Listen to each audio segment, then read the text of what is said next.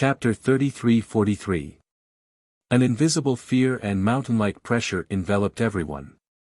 More than 1,000 Dharma sect disciples and guards surrounded Ji Tianqing and company with swords and sabers, but no one dared to make a move. As Ji Tianqing and company continued to advance, they were forced to retreat. The three of them were getting closer and closer to the main palace at the edge of the square, and the pressure on everyone was increasing. After all, that magnificent main palace was very sacred and solemn. Usually, only when the sect master and deputy sect master held a meeting would the sect elders and deacons enter the main palace. Once Ji Tianqing and company stepped into the main palace or destroyed it, it would be a great humiliation to the sect master. That would be a great humiliation to the Dharma sect. It would also be a heavy blow to the morale and faith of the disciples. Fortunately, at the critical moment, more than a dozen Sir God experts arrived. Swoosh! Swoosh! Swoosh! The dozen or so Sir God experts came from different palaces, but they all landed on the plaza. They had their backs to the main palace door, blocking the path of Ji Tianqing and company. The leader was a middle-aged man wearing a golden robe and a divine crown. This man was tall and burly, and his face was resolute, exuding a great majesty. His thick eyebrows and big eyes were as deep as the starry sky, containing vicissitudes of life experience and calm wisdom. Seeing this golden-robed man arrive, many disciples and guards on the square heaved a sigh of relief, their moods calming down. Many people exclaimed, discussing and cheering excitedly. "Look, it's the sect master." Heavens! The sect master is usually in seclusion to comprehend divine techniques. If there's no major event, he won't show his face even once in 10 years. It's really because the strength of those three guys is too terrifying. This matter is too serious, forcing the sect master to show himself. It's not just the sect master. The deputy sect master, 2 protectors, and all the elders are here too. Now, all the experts of our sect are here. More than a dozen Sir Gods and 6 peak Sir Gods. Those 3 guys are dead for sure. Yeah. They don't even know where they are. How dare they come to our sect and behave so atrociously? They must be tired of living. More and more disciples and guards gathered around the square. Soon, the number of people had reached 3,000. In the middle of the square, there were more than 10 Sir Gods confronting Ji Tianqing and the other 2. They had become the hope of the entire Dharma sect. After all, the sect master and vice sect master, the left and right protectors, and the 9 elders were all here. Normally, the sect leader and the left and right protectors would not show up unless there were major events. Even the inner disciples and elite geniuses might not be able to see them. It was because of this that the disciples of the Dharma sect were filled with confidence and certainty when they saw that more than 10 powerhouses had arrived. Who are you? Why did you barge into the Dharma sect and injure our disciples and elders? The sect master of the Dharma sect frowned as he stared sternly at Ji Tianqing and the other 2. The vice sect master, who was thin and had a mustache, and several elders of different appearances also began to reprimand Ji Tianqing and the other 2. You people are really audacious. Do you know where you are? How dare you behave so atrociously here? Is the Dharma sect too low-key, or are you people too arrogant? For more than 800 years, no one has dared to barge into the Dharma sect like you. Boy, I advise you to kneel down and admit your guilt. You may have a chance to live. The words of the vice sect master and several elders were full of confidence and arrogance. Their voices spread throughout the square, making the thousands of disciples of the Dharma sect feel proud and complacent, as if they were watching a good show. So noisy. Ji Tianqing frowned unhappily. He did not have the patience to talk nonsense with the sect master and the others. He raised his right hand and motioned for Chao Qingyu to directly suppress everyone in the square. First, hurt the sect master and the others, and then slowly talk business with them. This was the most direct and effective way to talk. However, Chao Qingyu was about to make a move when Lin Shui stepped forward and stared at the sect master and the others. She said in a loud voice, "I am Lin Shui, the daughter of Lin Wufa. Although we have already stated our intentions, I will say this one last time. But I'll say it one last time. We came to the Dharma sect this time to find the sect leader and find out the truth of the matter." Lin Shui thought that since they were already like fire and water, she might as well be rude and unreasonable to the end. Of course, she had to make her intentions clear first, so that she would not fight a meaningless battle. Unfortunately, before she could finish her sentence, she was rudely interrupted. The sect master, vice sect master, left and right protectors, and several elders had just heard the three words, Lin Wufa, and their faces changed dramatically, revealing a strong sense of indignation. "You are Lin Wufa, the traitor's daughter. Ha ha ha. You bitch, after being a traitor, you still have the face to come to the Dharma sect. You are simply courting death. There is nothing to say. Your father has committed a heinous crime, and he has yet to receive the punishment he deserves. You will pay for it." The vice sect master and several elders' angry shouts shook the entire square. Lin Shui swallowed her unfinished words, and coldly stared at the sect master. She sneered and said, "I only came to find you to find out the truth of what happened back then. Looking at your attitude, you do not intend to talk properly." The sect master's face was gloomy, and his tone was contemptuous. He shouted coldly, "We have nothing to talk about. Your father killed his master and betrayed his sect. This is a heinous crime, an unpardonable crime. In the face of ironclad facts, what else is there to talk about? You came to our sect to seek revenge, and injured so many disciples, guards, and elders. This crime is unforgivable." After he finished speaking, he waved his right hand and issued an order. "Take them down, dead or alive."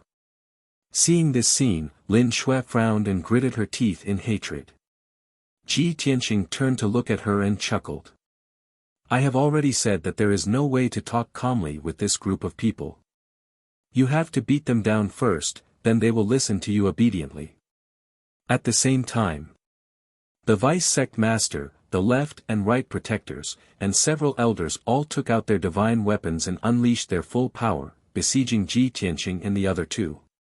Swoosh! Swoosh! Swoosh! Swoosh! Swoosh! Swoosh! Swoosh! Swoosh! 11 high-level divine lords used their trump cards at the same time, releasing divine light shadows that blotted out the sky. It was truly a terrifying scene. The entire square was shrouded in dazzling divine light, and the destructive fluctuations of divine power suppressed Ji Tianqing and the other two. The disciples and guards around the square fled the square as fast as they could when they saw that a great battle was about to break out, so as not to be affected by the battle. When the sky full of divine light shadows fell and were about to drown Ji Tianqing and the other two, Ji Tianqing, Chao Qingyu, and Lin Shui brazenly attacked and launched a counterattack. Sky-piercing finger. Ji Tianqing raised his palms and pinched his sword fingers. In an instant, 20 rays of dark golden divine light shot out and attacked the surrounding elders and protectors. Chao Qingyu and Lin Shui also used their ultimate skills to resist the besiegement. Chapter 33-44. Bang! Bang bang bang! Deafening muffled noises burst out one after another, forming a series. In the blink of an eye, the divine light pouring down from the sky was shattered by the 20 dark golden divine lights, bursting into endless divine light fragments. The terrifying divine power shock wave, wrapped in endless fragments, burst out in all directions. The attacks of the vice sect master and the left and right protectors were easily dispelled by Ji Tianqing. However, Chao Qingyu and Lin Shui's ultimate skills were unstoppable, and they took the opportunity to blast several elders and the left and right protectors. Puff, bang bang. Boom boom boom. Several elders were blasted away, and while they were still in mid-air, they opened their mouths and spat out blood. Two elders were strangled by the sword light, and blood spurted out all over their bodies as they smashed into the shattered ground.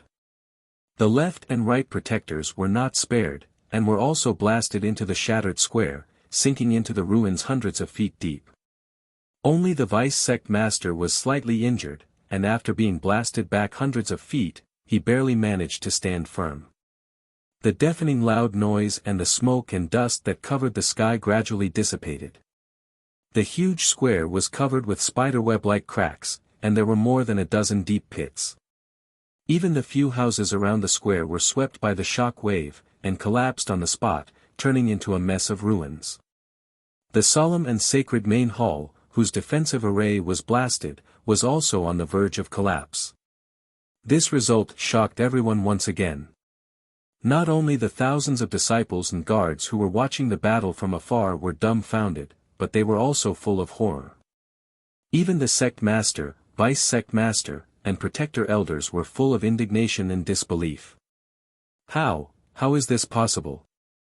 The experts of our sect are gathered here, and we joined forces to besiege the three of them, but we were defeated? We've only exchanged a single blow, yet we've been heavily injured and defeated so miserably. I can't believe it, the strength of those three, how terrifying is it? It's over. So many of us can't beat them, I don't know if the sect master and vice sect master. At the same time that everyone was filled with shock, their hearts were also filled with fear and anxiety, and they revealed uneasy expressions. Ji Tianqing and the other two were safe and sound. They stood in the middle of the square and looked at the sect master indifferently. Do you still want to continue? Can we talk properly now? Ji Tianqing raised his eyebrows and asked the sect master. The sect master's eyebrows twitched violently, and his face was as black as the bottom of a pot. He roared furiously, "Bastard, are you trying to provoke and humiliate me? Our sect has been standing at Dharma Gate Mountain for tens of thousands of years and has never declined. Not only does it depend on the legacy of the sect, but more importantly, it is unyielding." At the same time, the sect master of the Dharma sect personally made a move. He took out a purple saber that was as wide as a bench and formed a divine art with both hands, releasing a violent divine power. Dark purple divine seals quickly formed in front of him.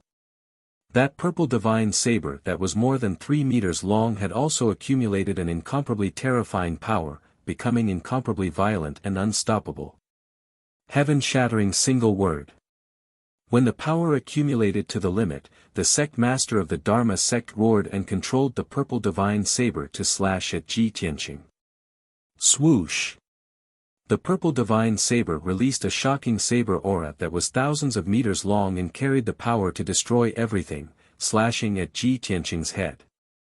Chao Qingyu wanted to help Ji Tianqing block the attack. However, Ji Tianqing waved his hand, indicating that he didn't need to help. Ji Tianqing looked at the saber aura descending from the sky and calmly raised his right hand, using a secret technique. Dragon Claw of the Sky. Swoosh! Endless golden light gushed out of his palm and condensed into a mountain-sized dark golden dragon claw that grabbed at the shocking saber aura. Bam! In the muffled sound, the dragon claw of the sky caught the shocking saber aura accurately. Then, Ji Tianqing raised his right hand.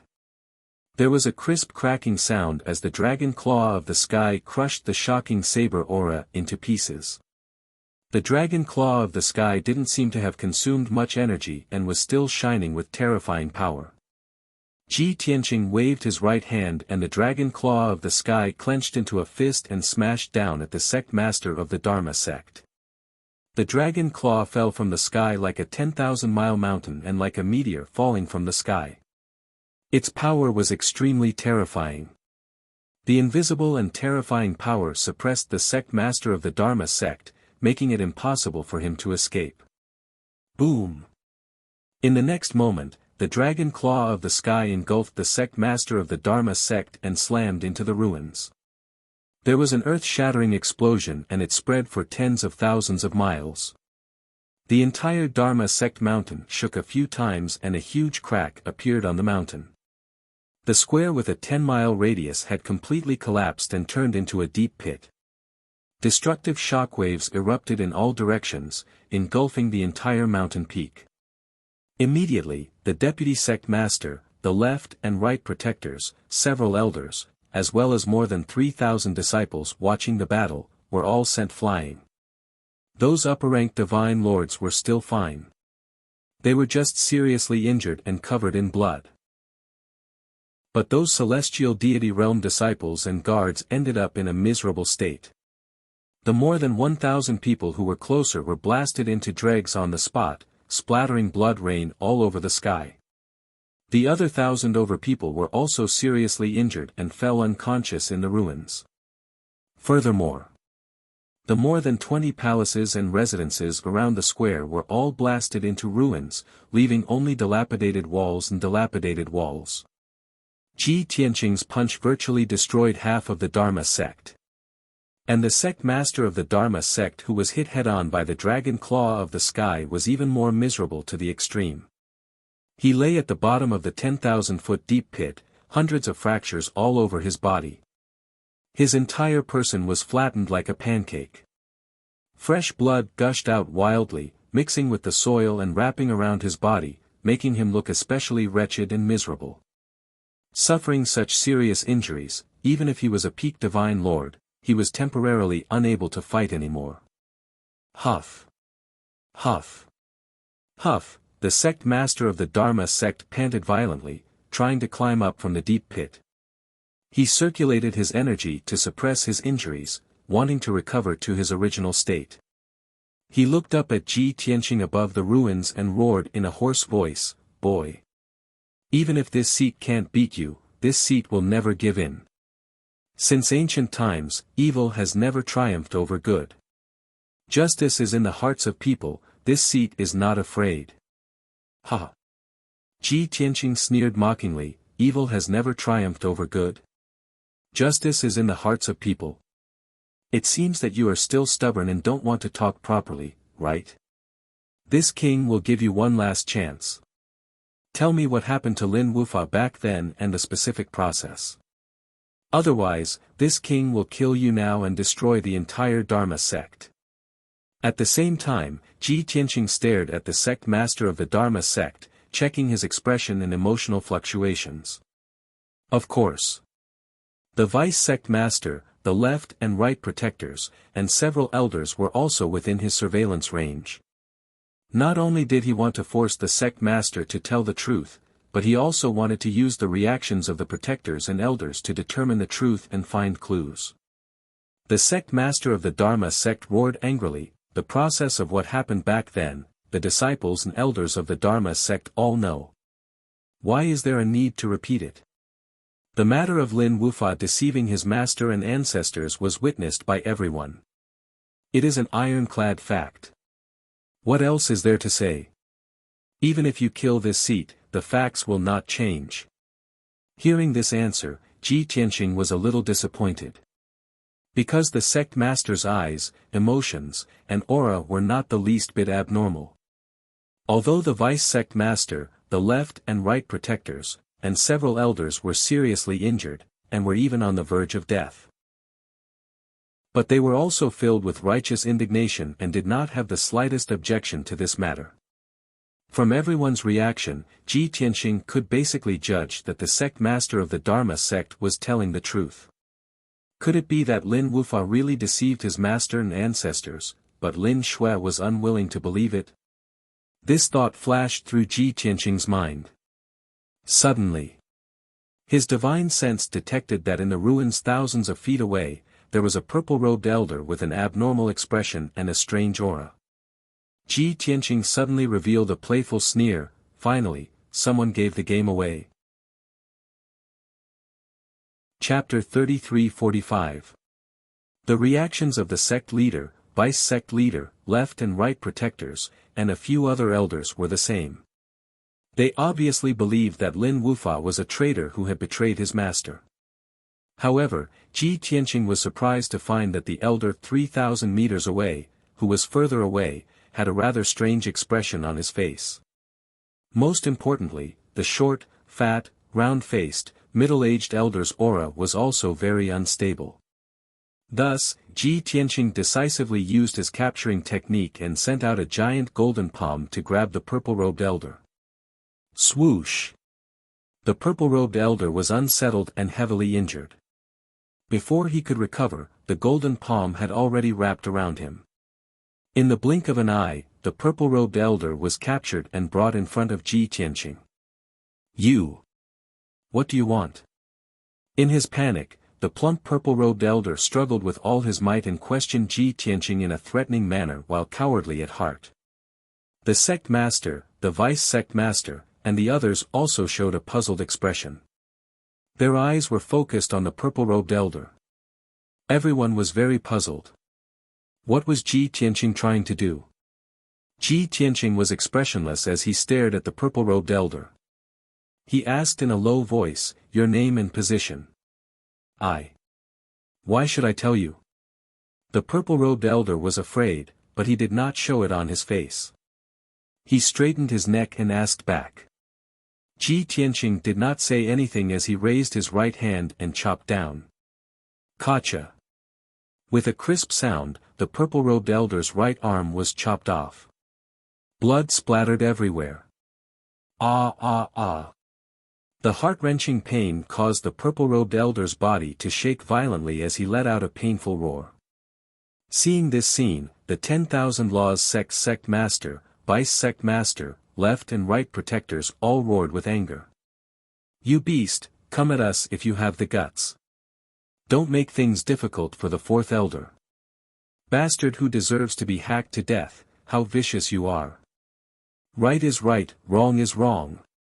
Lin Wufa betrayed his teacher and ancestors first, and then betrayed the sect. Even if thousands of years have passed, we will never forgive him. Even if you are strong, we will not submit to you. We would rather die than be humiliated by you. At the same time, the crowd roared angrily. Ignoring their own injuries, they fearlessly rushed forward and surrounded Ji Tianqing and the other two. There were even a few elders who stepped forward to protect the fourth elder. Seeing this, the sneer on Ji Tianqing's face became even more mocking. He. I didn't expect the people of the Dharma sect to be so united. The sect master's face darkened as he angrily shouted, "Of course. Otherwise, how do you think our Dharma sect could survive for tens of thousands of years?" Ji Tianqing grinned coldly. That's right. I can see that you have a clear conscience and are sincere and united. However, there were all kinds of birds in the forest. With so many people in the sect, it was inevitable that there would be some scum. You have a clear conscience, but that doesn't mean that some people can stay out of it. In the end, don't be kept in the dark and become someone's target. Ji Tianqing's words had a hidden meaning. The people present were not stupid and naturally understood it. Suddenly, the sect master, deputy sect master, and the left and right protectors glared at Ji Tianqing. Bastard, are you trying to sow discord between us? He. Don't try such a cheap trick in front of us. Do you think we are so easy to sow discord? We will always believe in each other and be united forever. Seeing so many powerhouses united, Ji Tianqing sneered and clapped his hands. Clap, clap, clap, he, what a touching trust and unity. Unfortunately, you are all too ignorant. As he spoke, Ji Tianqing stared coldly at the fourth elder, releasing an invisible pressure.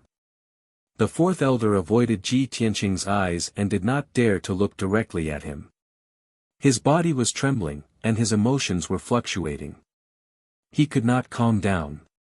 The sect master, the vice-sect master, and the left and right guardians were filled with righteous indignation.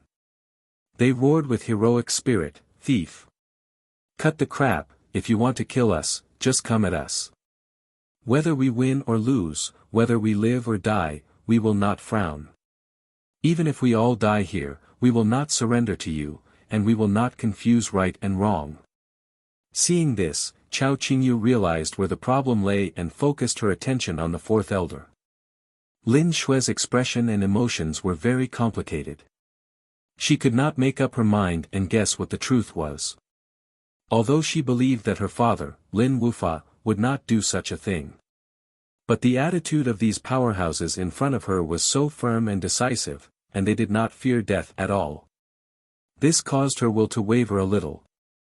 Ji Tianqing was still strong, and his aura was getting colder and colder, and his killing intent was bursting. He looked at the crowd coldly and said in a cold voice, "Very good. I am very touched that all of you are so united, advancing and retreating together. Since that is the case, I will fulfill your wish. Today, I will kill all of you and destroy the entire Dharma mountain. I will let all of you die with the Dharma sect. Right or wrong, and what the truth is, it does not matter to me. I will kill all of you, and everything will be gone." As he said this, he slowly raised his palms, and the brilliant 5 colors divine light accumulated in his palms. His whole body also burst out with invisible divine power, covering the entire Dharma mountain and suppressing the heaven and earth. It was extremely violent. Suddenly, sand and stones flew between heaven and earth, and dark clouds rolled in the sky. An aura as if the world was about to be destroyed descended from the sky and enveloped everyone. Unparalleled pressure and fear filled everyone's heart. Not only the sect master, deputy sect master, and the left and right protectors were frightened. Even the thousands of Dharma sect disciples and guards were full of despair, and their faces were gloomy. They saw that the 2 balls of divine light accumulated in Ji Tianqing's palms were constantly increasing in power, and would explode at any time. None of the many powerhouses present could resist or resolve it. Dharma mountain was in danger, and the Dharma sect was bound to be destroyed. Ji Tianqing's attitude was so ruthless that no one doubted his determination. Even Chao Qingyu and Lin Shui were affected by his domineering aura, and they secretly muttered in their hearts, "Young master is really angry. He won't really destroy Dharma mountain, right?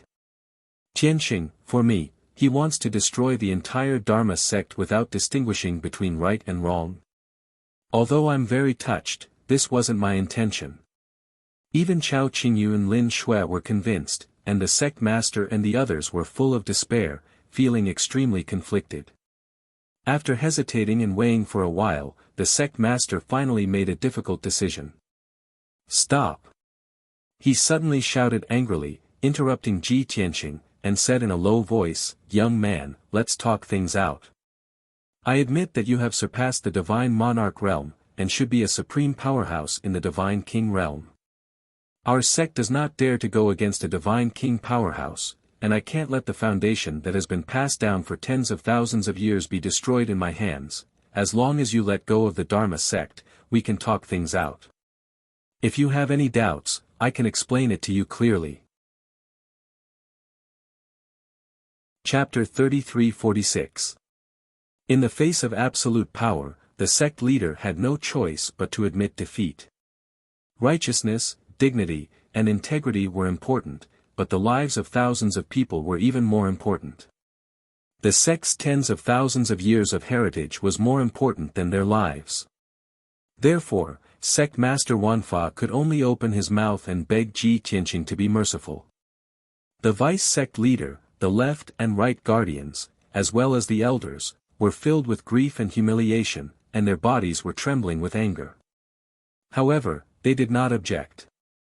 They could understand and agree with the sect leader's actions. After all, they were the higher-ups of the sect. Their personal lives were not important. They had to consider the big picture. The sect leader's reaction was within Ji Tianqing's expectations. The corners of his mouth curled up into a cold smile as he slowly withdrew the dazzling divine light between his palms. He raised his right hand and pointed at the evasive 4th elder. He said in a serious tone, "Although you have a clear conscience, I feel that you have been kept in the dark. The 4th elder must know something. Why don't we listen to him and hear the truth?" Seeing that Ji Tianqing had finally removed the destructive light, the sect leader and the protectors breathed a sigh of relief. At the same time, everyone's eyes were focused on the 4th elder. They revealed complicated expressions. No one was a fool. In this situation, everyone could see that the fourth elder was just trying to keep calm. In fact, his mind was in a mess. It was very abnormal. So much so that the protectors and elders did not speak up to defend him. Everyone was silent. The atmosphere was a little heavy. The fourth elder was flustered. He looked around and quickly waved his hand. "Why are you all looking at me? I don't know anything. It has nothing to do with me." The more he tried to hide it, the more guilty he seemed. The vice leader, the left and right protectors, and the elders all felt that something was wrong. The sect leader stared at him and said sincerely, "Changyu, you had the best relationship with the third elder back then. You were also the most familiar with Lin Wufa.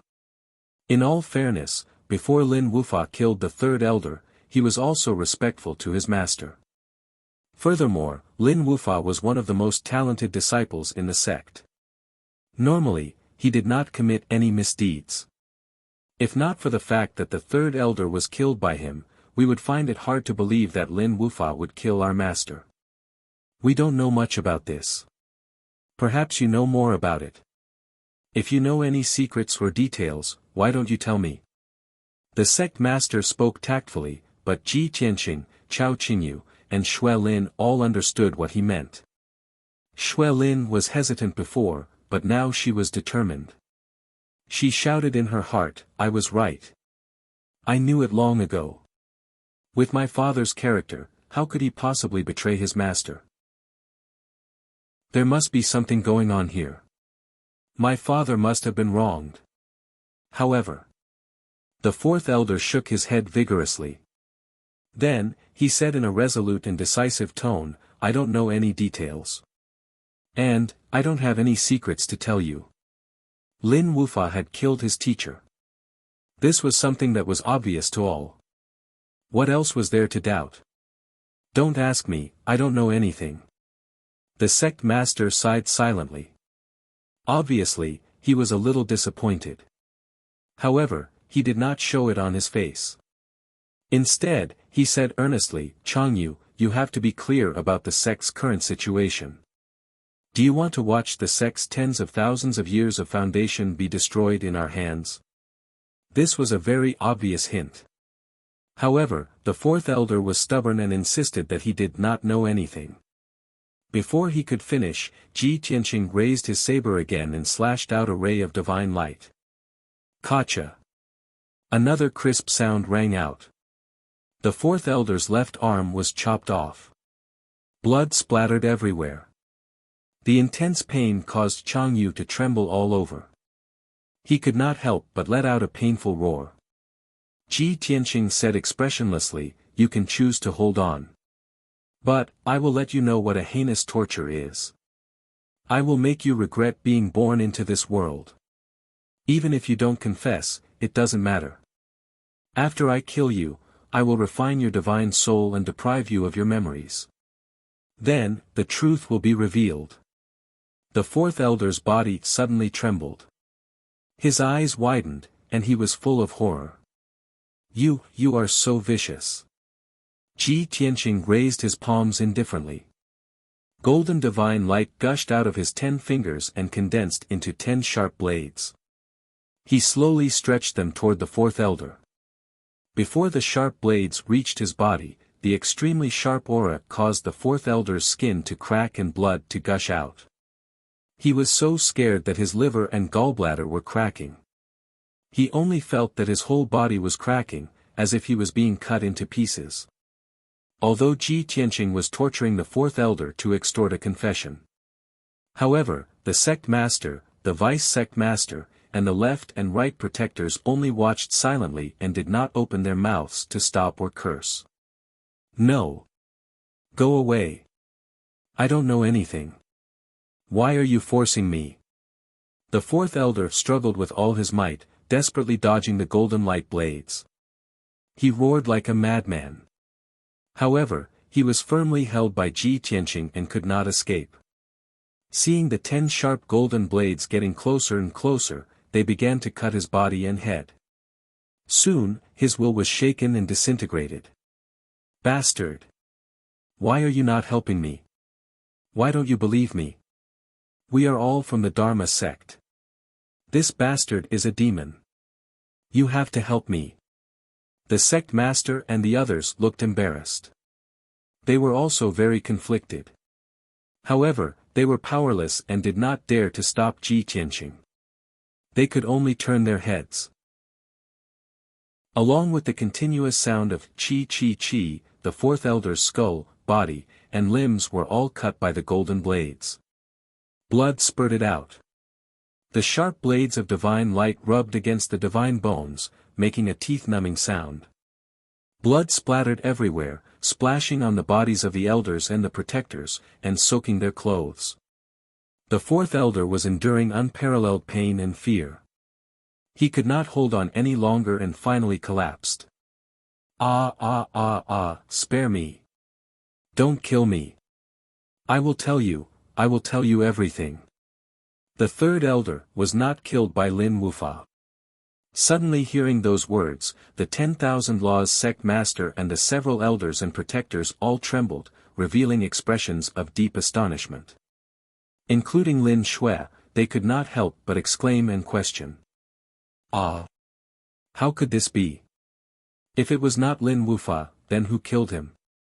Fourth elder, you were the first to discover that the third elder had been killed. What happened? Yes. You were the first to discover that the third elder had been killed and that Lin Wufa was running away covered in blood. After you sent out the signal, everyone arrived in time and saw Lin Wufa running away. Ji Tianqing's torture did not stop. The fourth elder was still suffering from pain and suffering. As he gasped for breath, he shouted hoarsely, "It was not Lin Wufa. It was me. I have been plotting for many years. I killed the third elder. I framed Lin Wufa." As soon as he said this, everyone was shocked. Everyone's eyes widened in disbelief. Translator, Timothy_editor, Globeglotter. Chapter 3347. Fourth Elder Chang Yu's psychological defense had collapsed. Under the terrifying pressure and torment, he was forced to reveal the truth. Thus, he had nothing to hide. Under everyone's questioning and angry rebuke, he told the whole story intermittently. It turned out that the matter was more complicated than everyone thought. Of course, the cause of the matter was relatively conventional, and it was also very common among many sections. 10,000 years ago, Chang Yu and the third elder were both young geniuses of the Fallen Leaves divine kingdom. The two came from the same divine kingdom and had the same talent, qualifications and ideals, so they became friends early on. They came to Dharma Mountain together, passed the Dharma sect's assessment, and entered the Dharma sect at the same time. The two were like brothers, entering the sect together, cultivating together, training together, encouraging and learning from each other. However, the two's talent and qualifications were similar, but the treatment they received in the Dharma sect was completely different. The third elder was handsome, free and easy, and righteous. He was very trusted by his fellow sect brothers and sisters, and also received the attention of the deacons and elders. But Chang Yu's appearance was average, and his personality was eccentric. He basically had no friends, and was often neglected and ignored. Seeing the third elder constantly getting better treatment, more cultivation resources, and the support of the deacons and elders, Chang Yu's heart began to feel unbalanced. The faster the third elder's progress was, the more dazzling his halo was, and the more jealous he was. Especially, Chang Yu had always been secretly in love with a genius female disciple in the inner sect. And that woman turned a blind eye to him, but was very fond of the third elder. The two often went in and out together, like a golden boy and jade girl, receiving the blessings of many fellow sect brothers and elders. And Chang Yu could only be dejected, suffering defeat everywhere, and hide his admiration deep in his heart, not daring to show the slightest bit. Because he felt that he was suppressed by the third elder's halo everywhere, and he was like an ugly toad, not worthy of that proud daughter of heaven at all. But in his heart, he felt that the third elder was the same as him, not much stronger than him, and was not qualified to touch that proud daughter of heaven. Greed was the original sin, and so was jealousy. If one wanted something but could not get it, it would give birth to an extreme heart. Jealousy but did not dare to show it, accumulating over time, it would accumulate into hatred. As a result, third elder and that proud daughter of heaven became the people Changyu hated the most. 7,000 years ago, the three of them had become the most elite disciples of the Dharma sect. In the process of going out for training, the three of them entered an ancient mystic realm to search for the ruins of a peak divine lord. Third elder and that woman were deeply in love with each other, and they didn't hide anything in front of Changyu. It was as if they were a pair of Taoist companions. Changyu was mad with jealousy. The hatred and anger that had been suppressed in his heart for many years finally erupted. He tricked the third elder and the woman into moving separately, tricking the woman into a desperate situation. When that woman was heavily injured and on the verge of death, he showed himself and ruthlessly humiliated her before killing her with his own hands. Then, he prepared to murder the third elder. He had already thought it through. Even if he killed the third elder and that woman, he could say that the two of them had met with danger in the mystic realm. Even if the sect investigated, he could still shirk responsibility. Unexpectedly, the third elder was blessed with good fortune. Because of this small incident, he actually didn't step into danger. After the plan failed, Changyu and the third elder left the mystic realm and returned to the Dharma sect. The death of that genius female disciple was also said to be caused by the danger of the mystic realm and had nothing to do with Changyu. Even the third elder had always trusted Changyu and didn't suspect him at all. But this was not the end. More than 200 years later, the third elder was the first to become a divine lord and was conferred the position of elder. From then on, the third elder was even more valued and cultivated by the sect. But Changyu was still neglected and was not liked by the sect master, deputy sect master, and protectors. Seeing the third elder walk out of his pain and recover his limitless glory, respect, and popularity, Changyu's hatred was ignited again. By chance, he learned that the third elder had coincidentally obtained a secret manual of a divine technique. That technique was very profound. If one cultivated it to the great accomplishment realm, he would definitely become a peak divine lord. In addition, at that time, the sect master and the left and right protectors valued the third elder greatly. Everyone reached a consensus that after the third elder became a peak divine lord, he would be appointed as the deputy sect master. There was even hope that he would take over the position of sect master in the future. When Changyu heard this, he was even more jealous. Years of accumulated jealousy and hatred made him furious and murderous. He began to plan how to get rid of the third elder, seize his secret manual, and replace it. After more than 30 years of planning and preparation, he set his sights on the third elder's disciple, Lin Wufa. At that time, Lin Wufa was the third elder's only disciple. Like the third elder, he was talented and radiant. His future was limitless. So, at the right time, Changyu decisively made his move. The third elder trusted him and had always treated him as a brother. He didn't guard against him. Because of this, he successfully assassinated the third elder and pushed the blame to Lin Wufa. At that time, Lin Wufa was still young and didn't notice anything strange. He also didn't expect his master to be killed. He entered the secret chamber in a daze and saw the third elder's broken body lying lifelessly in a pool of blood. Even his godhead was shattered. Just as he was struck by lightning and filled with shock and grief, Changyu appeared. Without any hesitation, Changyu concluded that Lin Wufa killed the third elder and called for help. Lin Wufa, who was emotionally unstable, didn't react. The alarmed sect leader, deputy sect leader, and a few other elders rushed to the secret chamber. Everyone saw with their own eyes that the third elder was dead, lying in a pool of blood. Lin Wufa stood in the pool of blood, holding a bloody divine sword in his hand. In addition, Chang Yu insisted that Lin Wufa killed the third elder. Just like that, Lin Wufa became a traitor who betrayed his master and killed his master. He didn't have a chance to defend himself. He was immediately captured by the angry elders and killed on the spot. At the critical moment, Lin Wufa used the teleportation array in the secret chamber to escape the Dharma sect. Chang Yu and the other elders wanted to chase after him, but it was too late. Lin Wufa's crime of betraying his master and killing his master was confirmed. Chang Yu's confession was over. The truth was revealed. The sect leader, deputy sect leader, left and right protectors, and the other elders all had ugly expressions. They were shocked and angry. After a long time, the sect leader sneered with a gloomy face. No wonder Lin Wufa didn't know what to do and couldn't defend himself.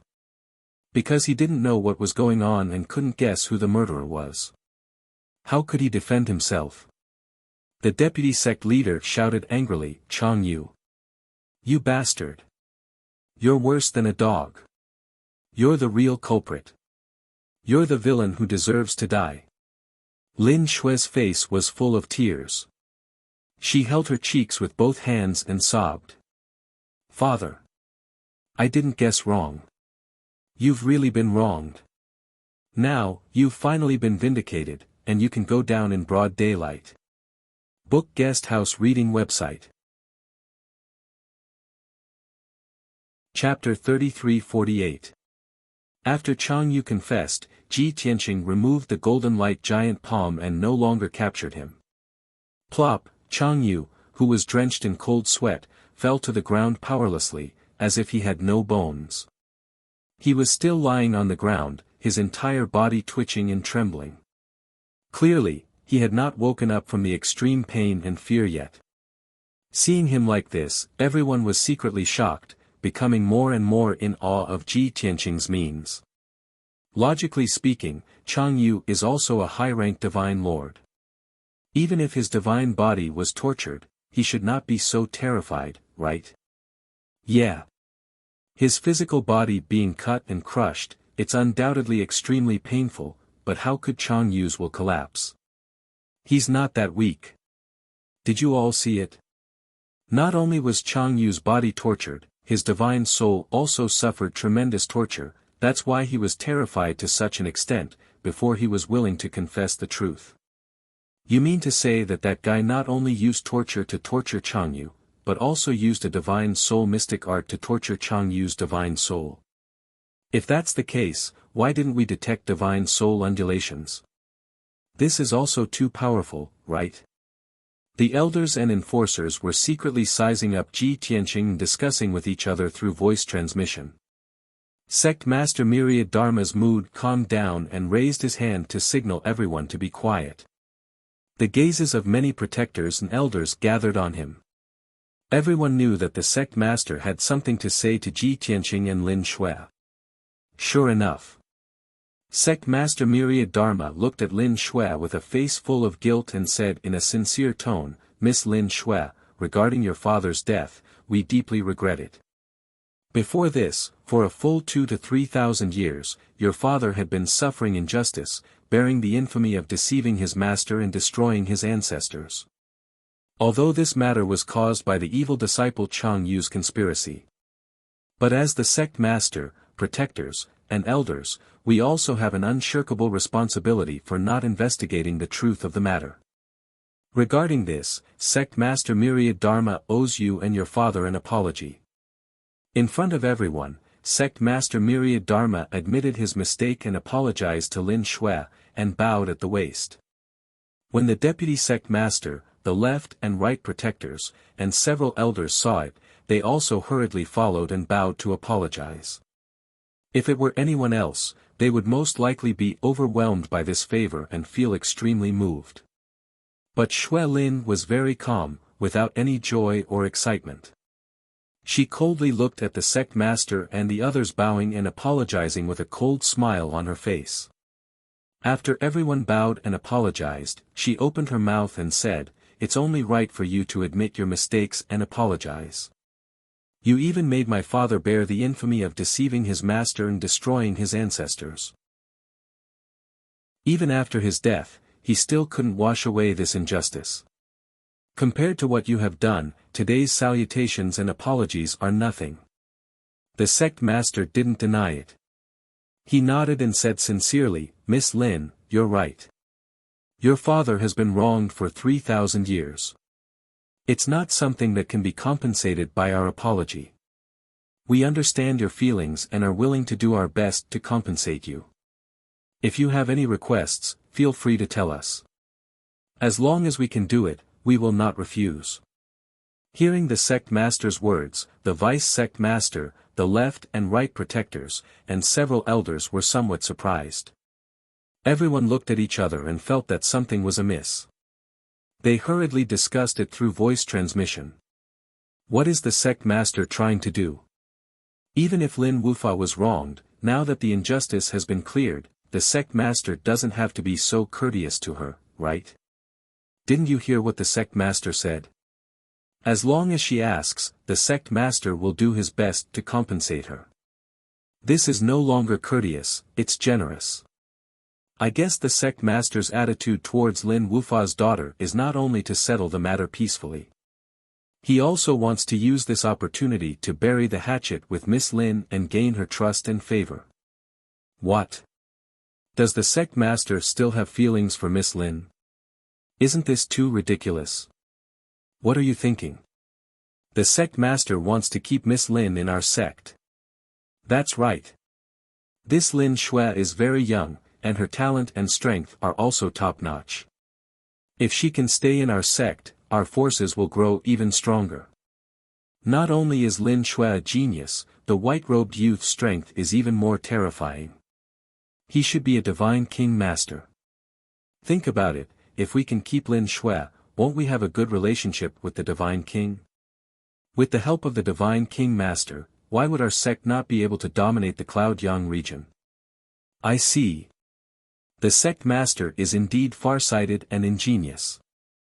We can't compare to him. The discussions of the vice sect master, protector, and elders were not without reason. The sect master did have such thoughts. Although everyone was unhappy and even fought, the sect master was still in a good mood. As long as the follow-up matters were handled properly, it was not impossible to mend their relationship and win the favor of Lin Xue and Ji Tianqing. Lin Xue looked at the sect master deeply and then shifted her gaze to Changyu. This person is the main culprit. He committed crimes and caused a series of tragedies. He is unforgivable and unforgivable. Changyu had calmed down and was much more clear-headed now. He sat on the ground with a hopeless expression on his face. His heart was filled with despair. Hearing Lin Xue's cold voice, he did not react. He still lowered his head and panted, allowing the blood to flow on the ground. The sect master nodded and said in a low voice, Miss Lin is right. A life for a life, a debt must be repaid. This is a matter of heaven and earth. Changyu murdered his fellow sect members and framed Lin Wufa. His thoughts are vicious and his methods are cruel. His death is not to be regretted. After that, the sect master looked around and announced in a dignified tone, our sect has been passed down for tens of thousands of years and is still prosperous today. What we rely on is sincerity and unity, and fair rewards and punishments. Changyu killed his fellow sect members. His actions are so vicious that it makes one's hair stand on end. Today, I will personally enforce the sect rules and clean up the sect. I hope all disciples will remember this in their hearts and take it as a warning. As his voice fell, the sect master held the divine sword and slashed at Changyu with great force. Changyu suddenly woke up and looked at the sect master in horror. He screamed in horror, no. You can't kill me. I am loyal to the sect master. I have worked hard even if I didn't make any contributions. As he screamed, Changyu desperately retreated and tried to escape. However, Chao Qingyu released an invisible divine power and firmly suppressed him. The vice sect master, the left and right protectors, and several elders also blocked Changyu's escape route. Changyu had nowhere to run and could only watch helplessly as the divine sword slashed down on his head. Swoosh! Cold light flashed and blood splattered. Changyu's neck was cut off on the spot. His head flew into the sky and blood spurted out from his neck. Of course. For a high-ranked divine lord, even if his head was cut off, it was not fatal. It was just that his divine body was destroyed. Changyu's head was still in mid-air when the sect master slashed again and split it in half. Crack! This time, not only did flesh and blood splatter, but Changyu's divine spark was also smashed into pieces. A dozen divine spark fragments fell out. Changyu was executed on the spot. Chapter 33-49. The sect master had personally killed Changyu, which could be considered as cleaning up the sect and restoring the sect rules. As for Lin Shui and Lin Wufa, who had passed away long ago, it could be considered as an explanation. But this was not the end. The sect master took out an interspatial ring and 4 treasure boxes, solemnly presenting them to Lin Shui. He stared at Lin Shui and said in a sincere tone, "Miss Lin, I have cleaned up the sect and killed the evil Changyu. The truth has come to light, and the evil Changyu has been executed. I believe your father's spirit in heaven can rest in peace. But I know that this matter has caused you great harm, and it is not something that can be solved by finding out the truth. This is a small token of my appreciation, so please accept it. It can also be considered as my compensation to your father." The sect master's words were very tactful. He did not say it was compensation for Lin Shui, but rather guilt for Lin Wufa. This made it difficult for Lin Shui to refuse. Moreover, everyone's eyes were bright.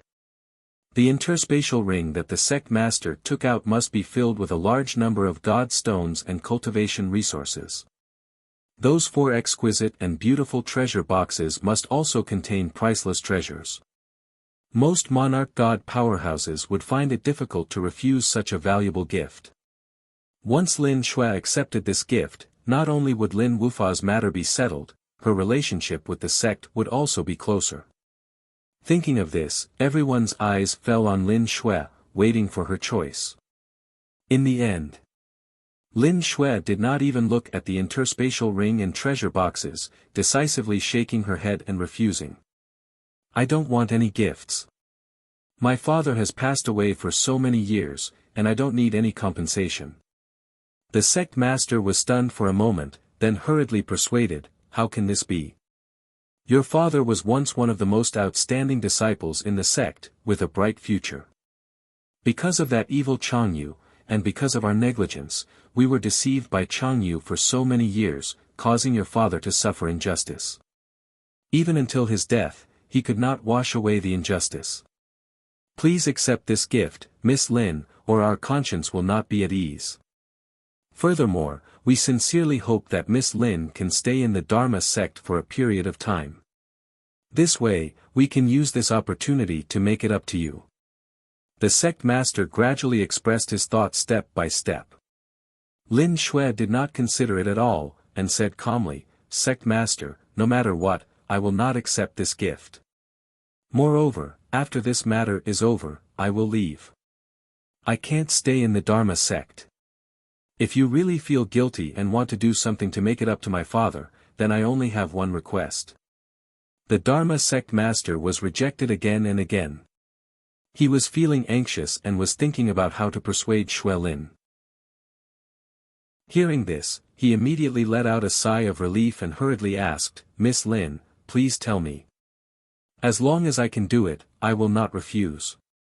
Shui Lin nodded and said, "To me and my father, resources and treasures are just worldly possessions. Only innocence and reputation were the most important things. I hope that the 10,000 Dharma sect will announce to the world the truth of the old grievances and clear my father's name." The sect master was stunned for a moment, then nodded and said, "Miss Lin, I can understand your feelings and thoughts. Our sect will also announce the truth of what happened back then, to clear the wronged and to comfort the souls of the deceased in heaven. However, I wonder what is the scope of Miss Lin's so-called announcement to the world. The vice sect master, left and right protectors, and elders were all thinking that with the Dharma sect's power, it would probably be enough to announce the truth within the empire of Chu Yun. However, Xue Lin's tone was firm as she said, the incident back then has not only spread throughout the empire of Chu Yun, it has even spread throughout the entire Yunyang region. Many races and forces have mistakenly thought that my father was a traitor who betrayed his master and ancestors. Therefore, I hope that the Dharma sect's announcement of the truth will not be limited to the empire of Chu Yun, but to the entire Yunyang region. This.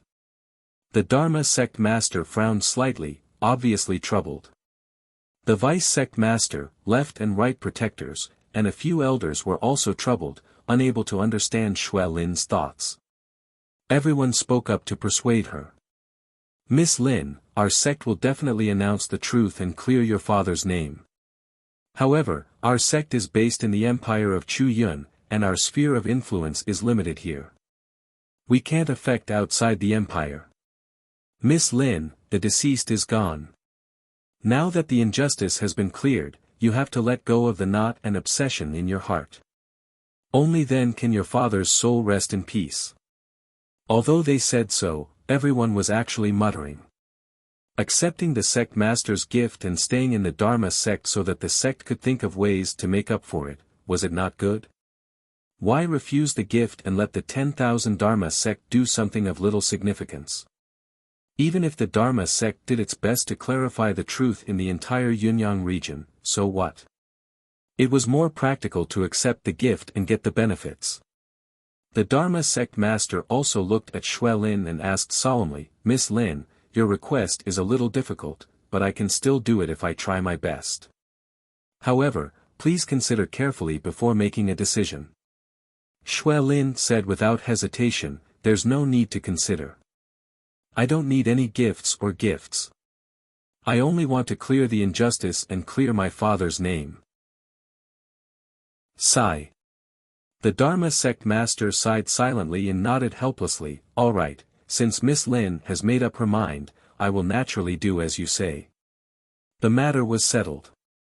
The vice sect masters, the left and right protectors, and the elders could only accept this result.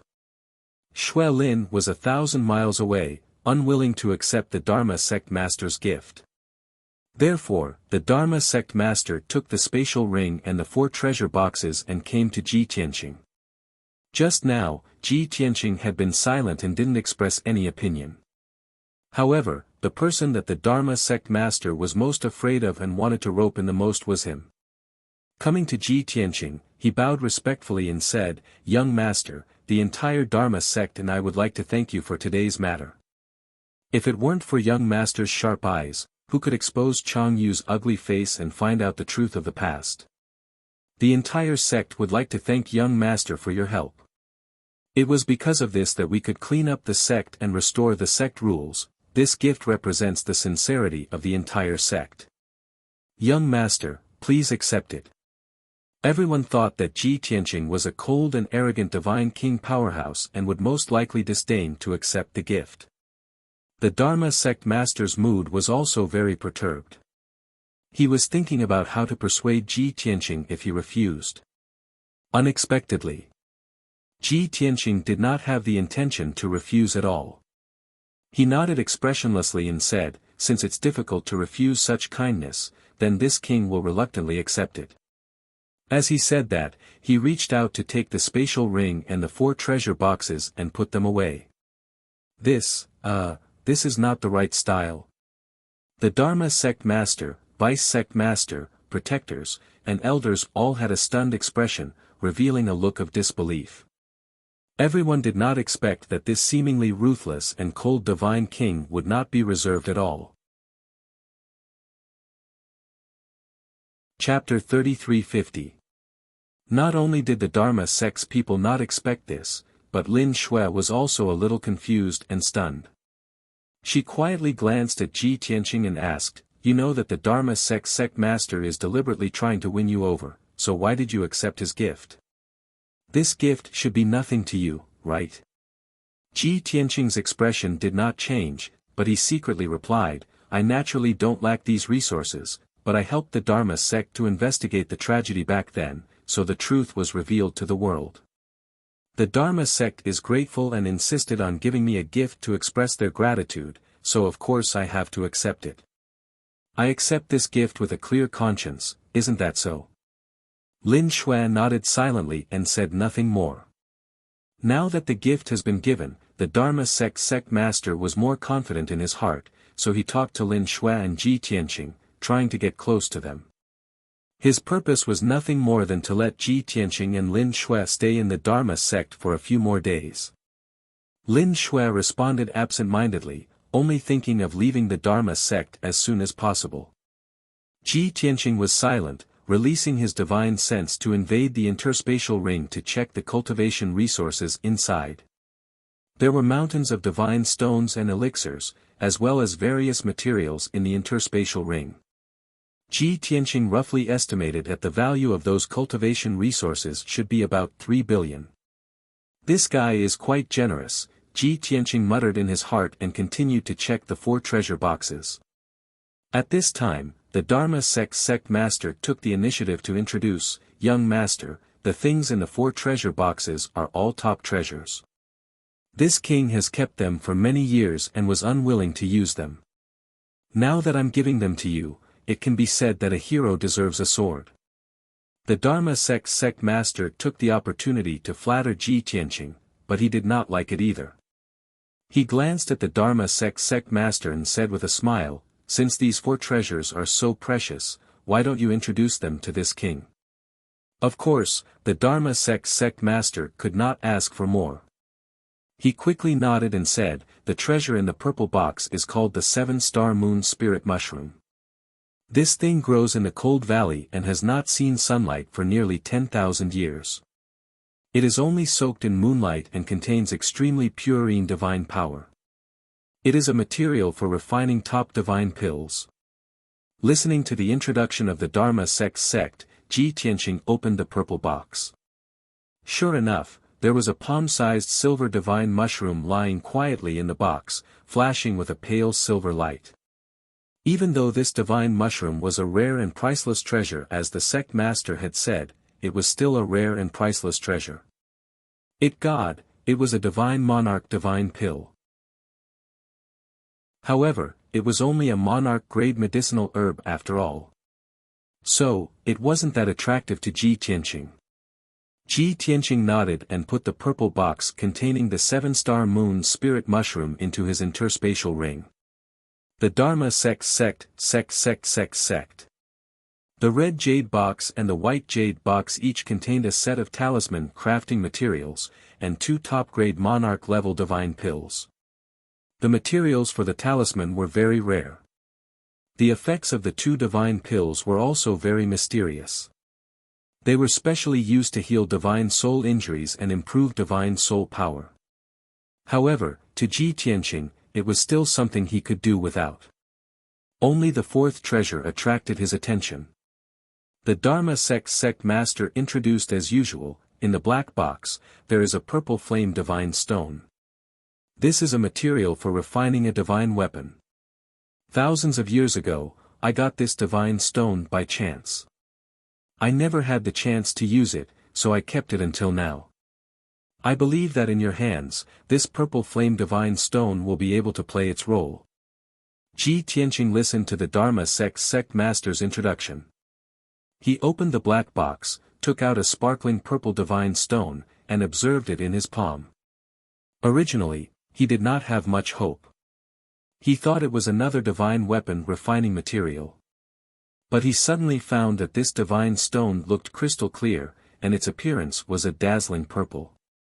But in fact, the divine stone contained billions of silver light spots, like the quicksand in the galaxy.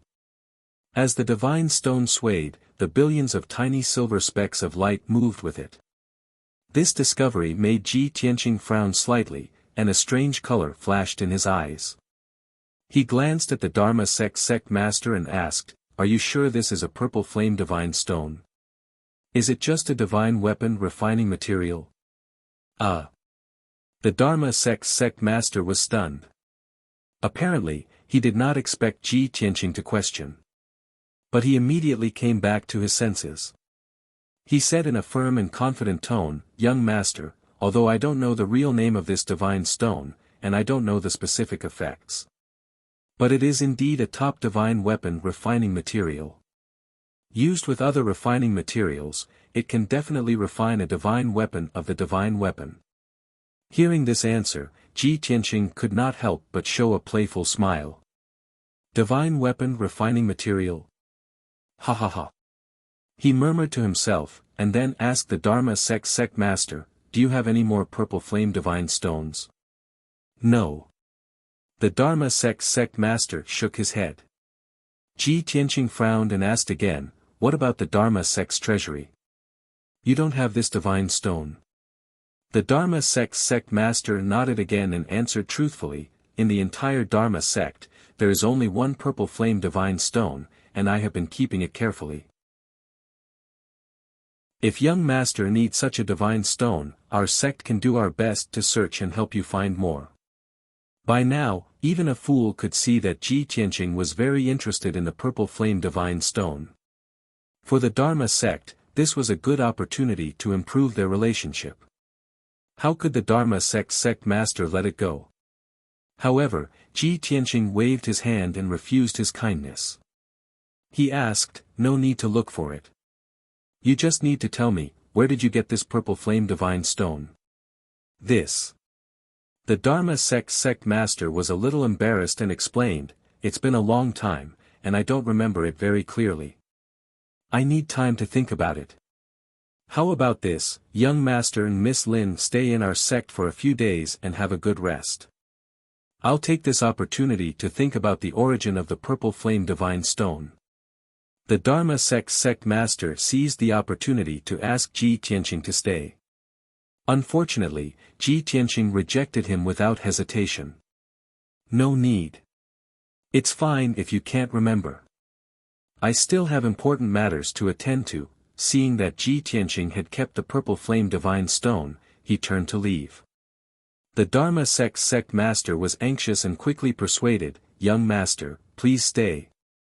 I've thought about it carefully just now, and I can roughly recall it. 1,000 years ago, I left the Yunyang territory to run some errands and traveled to the surrounding territories. In the Golden Dragon territory in the south, I took this purple flame divine stone from a higher divine lord.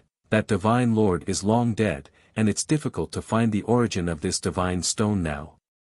However, I've inquired about it in the Golden Dragon territory.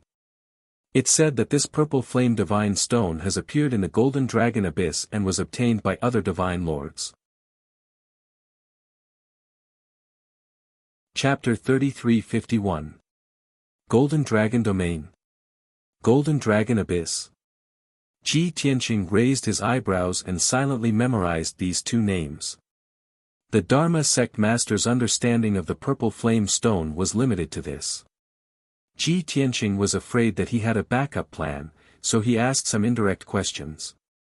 In the end, the Dharma sect master did not keep any secrets and told him everything he knew. Ji Tianqing did not stay any longer and left with Lin Shui and Chao Qingyu. The Dharma sect master, deputy sect master, left and right protectors, and many elders hurriedly followed.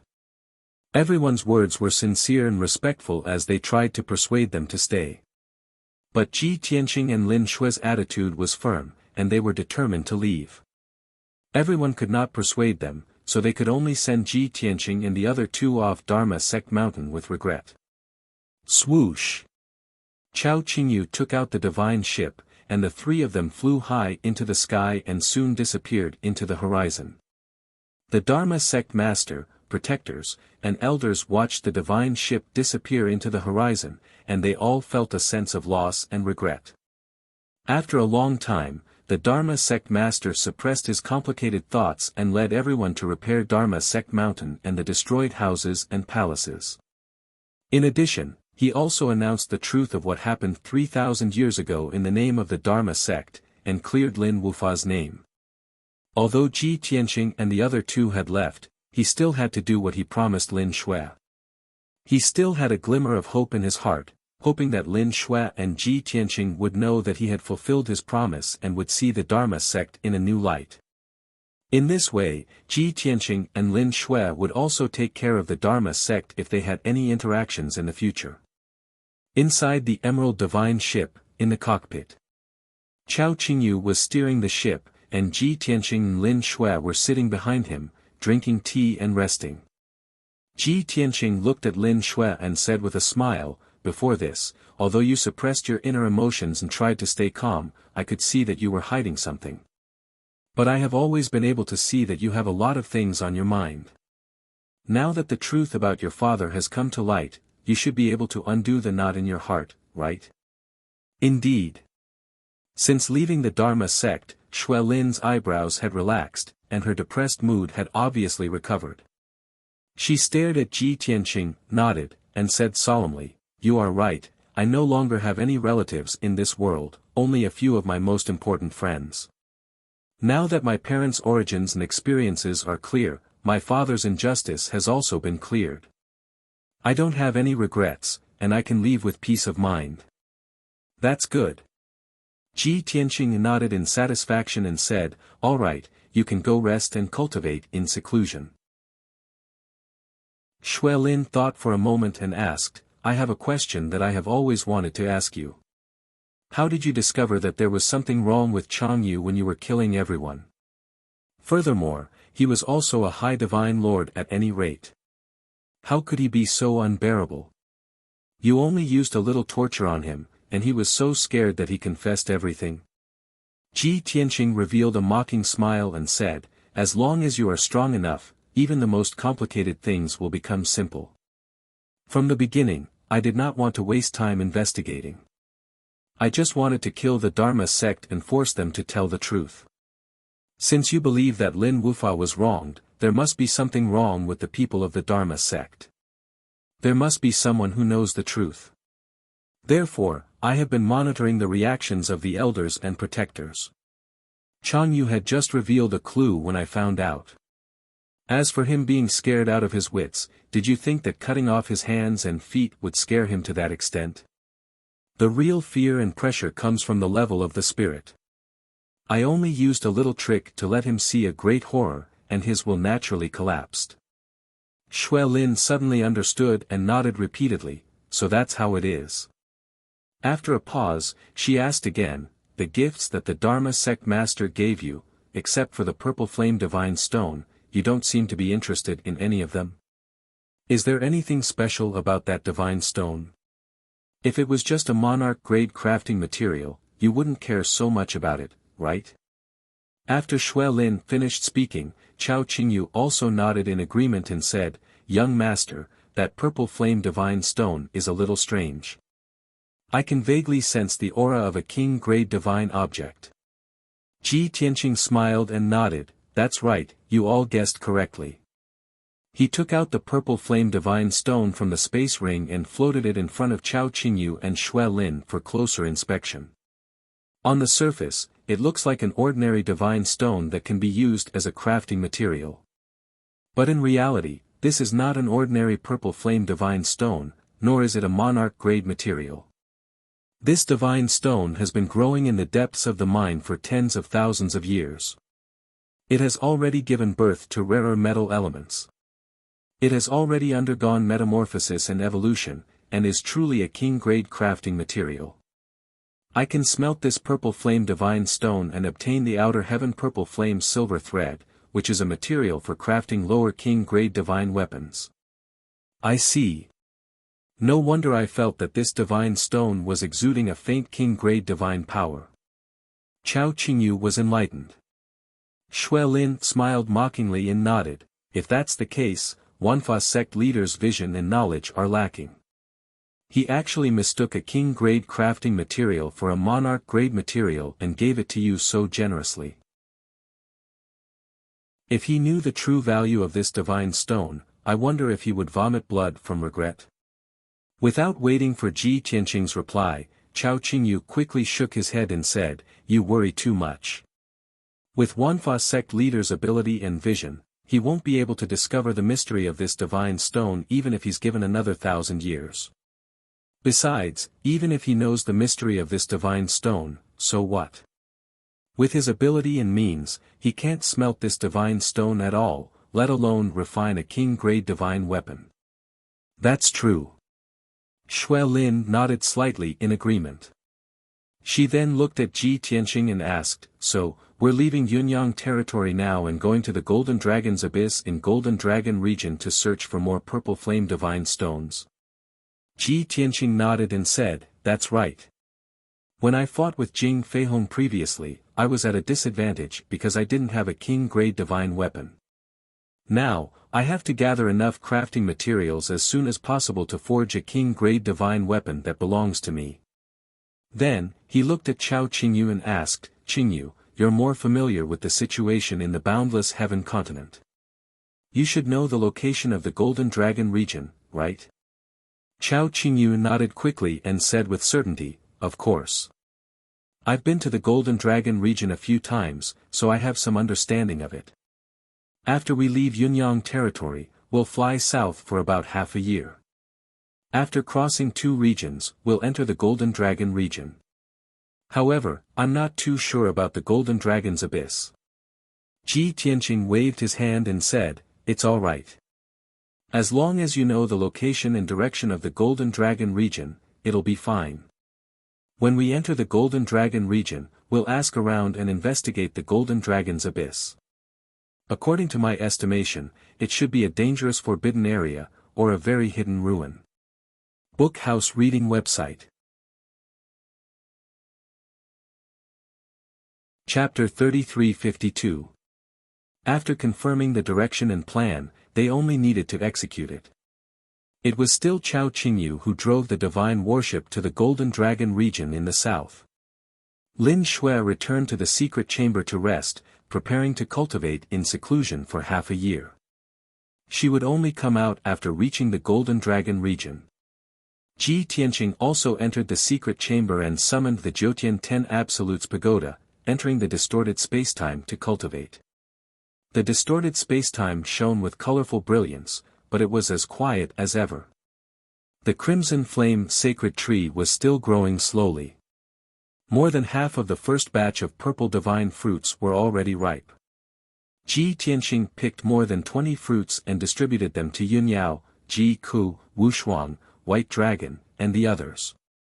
Black Dragon, Qianyu, and Yank Deity King each received 2 divine fruits. This kind of purple divine fruit had the best effect on Divine Lord Realm deities. It was the most beneficial. After everyone consumed the divine fruit, their cultivation speed increased noticeably. A month passed in the outside world.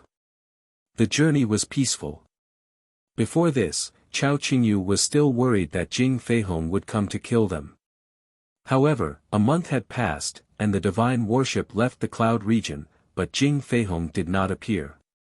In the distorted spacetime, Ji Tianqing and the others had cultivated for 4 years. Yunyao and Ji Ku had become upper-level divine lords, and their strength was still improving steadily. The weaker Ji Wushuang, White Dragon, Black Dragon, and Qianyu had also become middle-level divine lords. Even the most taciturn Zhenhong, who had been cultivating in the distorted spacetime, had reached the 7th level of the Divine Lord realm, becoming an upper-level divine lord. Ji Tianqing's forces grew stronger and stronger. Everyone set breaking through to the Divine King realm as their ultimate goal. There was also another piece of good news. Yank Deity King had been recuperating in seclusion for many years, and his injuries were gradually recovering. If Ji Tianqing went out to do something, he would definitely follow and protect him. However, Ji Tianqing was still cultivating in seclusion, comprehending the heaven-punishing divine art. Yank could only stay under the crimson flame sacred tree to continue cultivating and improving his strength. The heaven-punishing divine art was a divine art that Ji Tianqing had comprehended and created on his own. It was born out of the heaven-punishing array. While he was cultivating, he was constantly exploring and deducing the cultivation method of the deity formula, and he was constantly becoming stronger. Before he had broken through to the God King realm, he had cultivated the heaven-punishing divine skill to the peak of the second level. Now that he had reached the first level of the Divine King realm, he started to explore and deduce the third level of the cultivation technique. For 4 whole years, he had been trying to deduce the cultivation technique. After trying several 100,000 times, he had only managed to deduce half of the third level of the cultivation technique. This half of the deity skill was enough for him to cultivate from the first level of the Divine King realm to the second level of the Divine King realm. From this, it could be seen that the heaven-punishing divine art was becoming more and more profound and mysterious as it became more and more powerful. Time flew by and half a year passed in the blink of an eye. During this time, Chao Qingyu had been steering the divine worship and regulating his breathing at the same time. Ji Tianqing, Lin Shui, and the others did not show their faces. Only Lana occasionally showed up to chat with Chao Qingyu when she was cultivating in seclusion. Although they were far away from their homeland and constantly on the move, the husband and wife were very satisfied. Their hearts were calm and steady. They sat together in the divine worship steering cabin, leaning against each other as they looked out the window at the sea of clouds and mountains, admiring the beautiful scenery of heaven and earth. This was a warm and happy time for the two of them. Compared to the vast majority of the gods, they were truly a couple that would spend their entire lives together and grow old together without any doubts. In this half a year, the divine worship had left the Yunyang region and crossed 2 regions before finally entering the Golden Dragon region. Compared to the Tianbei and Yunyang regions, the Golden Dragon region was located in the south and was closer to the center of the boundless heaven mainland. This caused the climate and culture of the Golden Dragon region to be completely different from the other 2 regions. Along the way, one could see that the Golden Dragon region's territory was mostly an endless sea of forests and there were very few lofty and steep mountain ranges. Most of the places were forests and plains. Tens of thousands of lakes of various sizes were scattered all over the place and countless rivers crisscrossed. Many of the cities and villages of the Divine Kingdom were built on the plains and near the rivers and lakes. The entire Golden Dragon region's Divine Kingdom and cities were filled with the aura of a water country. The culture and culture also leaned towards comfort, tranquility, and laziness. Ji Tianqing's target was the Golden Dragon region's Golden Dragon Abyss. Logically speaking, a place that could be named Golden Dragon must be extremely famous. However, Chao Qingyu's understanding of the Golden Dragon region was limited. He searched through his memories for a long time but could not find any relevant information. Therefore, not long after entering the Golden Dragon region, he planned to land in a divine kingdom to investigate the situation. 10 days later, Ji Tianqing finally ended his cultivation and came out of seclusion. His ability had improved again, his foundation of the divine Tao was more stable and his divine power was more vigorous. When he entered the steering cabin, Chao Qingyu clearly felt an invisible divine aura and pressure. He was secretly surprised.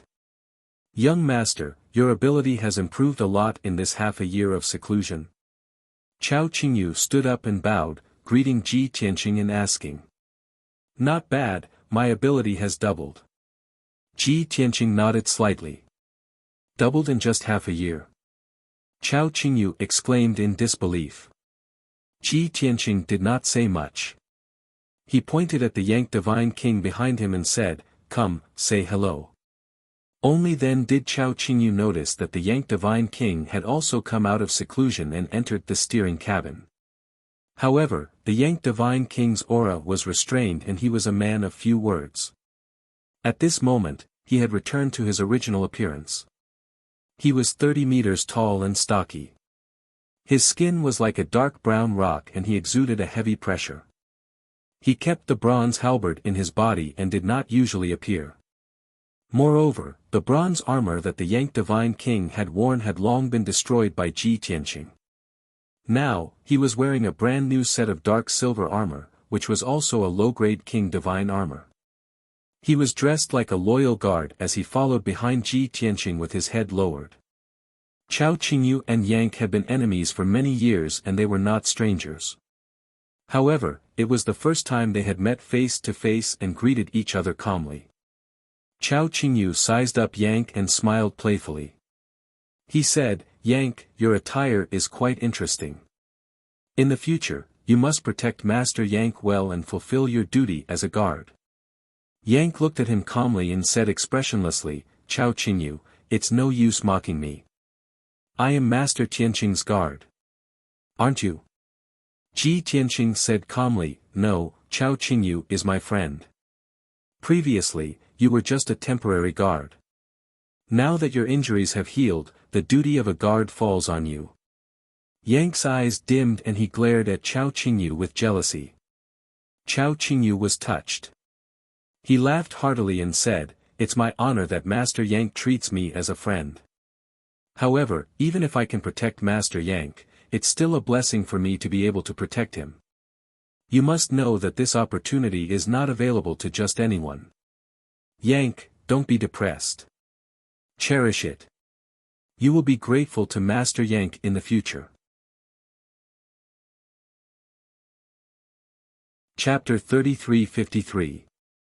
Although Yank was like a puppet, his life was in Ji Tianqing's hands. In order to survive, he could only accept reality and obey Ji Tianqing's orders. However, he had his own thoughts and consciousness, and he did not agree with Chao Qingyu's words. He used my life as a hostage to force me to obey him. How can I be grateful to him? Chao Qingyu, you're the one who lost your mind. Do you think everyone else is the same as you? Yank stared at Chao Qingyu and sneered contemptuously. Chao Qingyu did not argue with him. He smiled and shook his head, "Is your brain made of stone? You can't think straight. I don't want to waste my time talking to you. You'll understand my words in the future. If you don't believe me, just wait and see." Humph. Yank snorted. He did not want to waste any more words with him.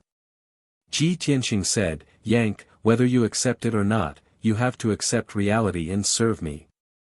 Since you've already greeted each other, let's work together in the future. It'll be good for everyone."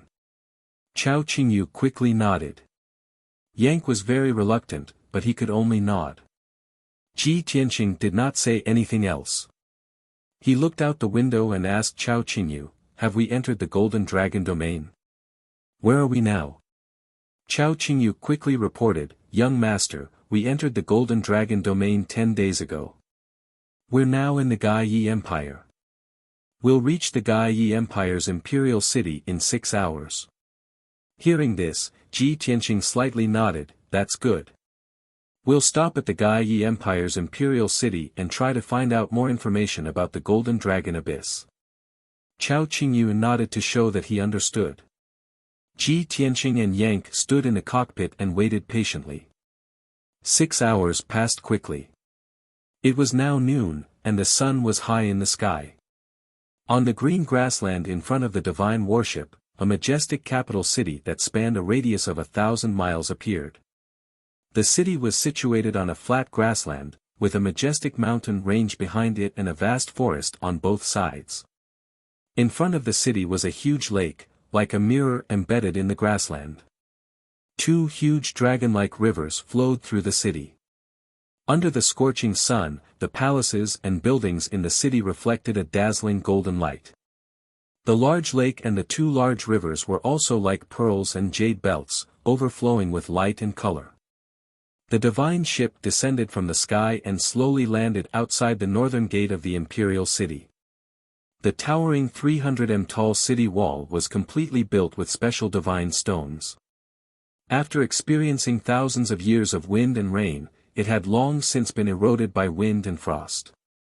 Under the towering vermilion city gate, there were over 100 armored city guards holding swords. The Protoss commoners who came and went had to undergo inspection and pay a certain amount of divine stones. Ji Tianqing, Chao Qingyu, and Yank appeared on the bluestone road outside the northern gate, and did not attract much attention. After all, the imperial city was the core of the entire Gai Yi Empire, and more than 8 million people lived here. The 4 city gates in the north, south, east and west were open day and night, and more than 100,000 people entered and exited every day. It was very common for a noble young master to be dressed like Ji Tianqing, with a butler and guards. If there was anything different, it was that Ji Tianqing and Yang's appearances were too eye-catching in the crowd. Ji Tianqing was a human, which was extremely rare in the Gai Yi Empire.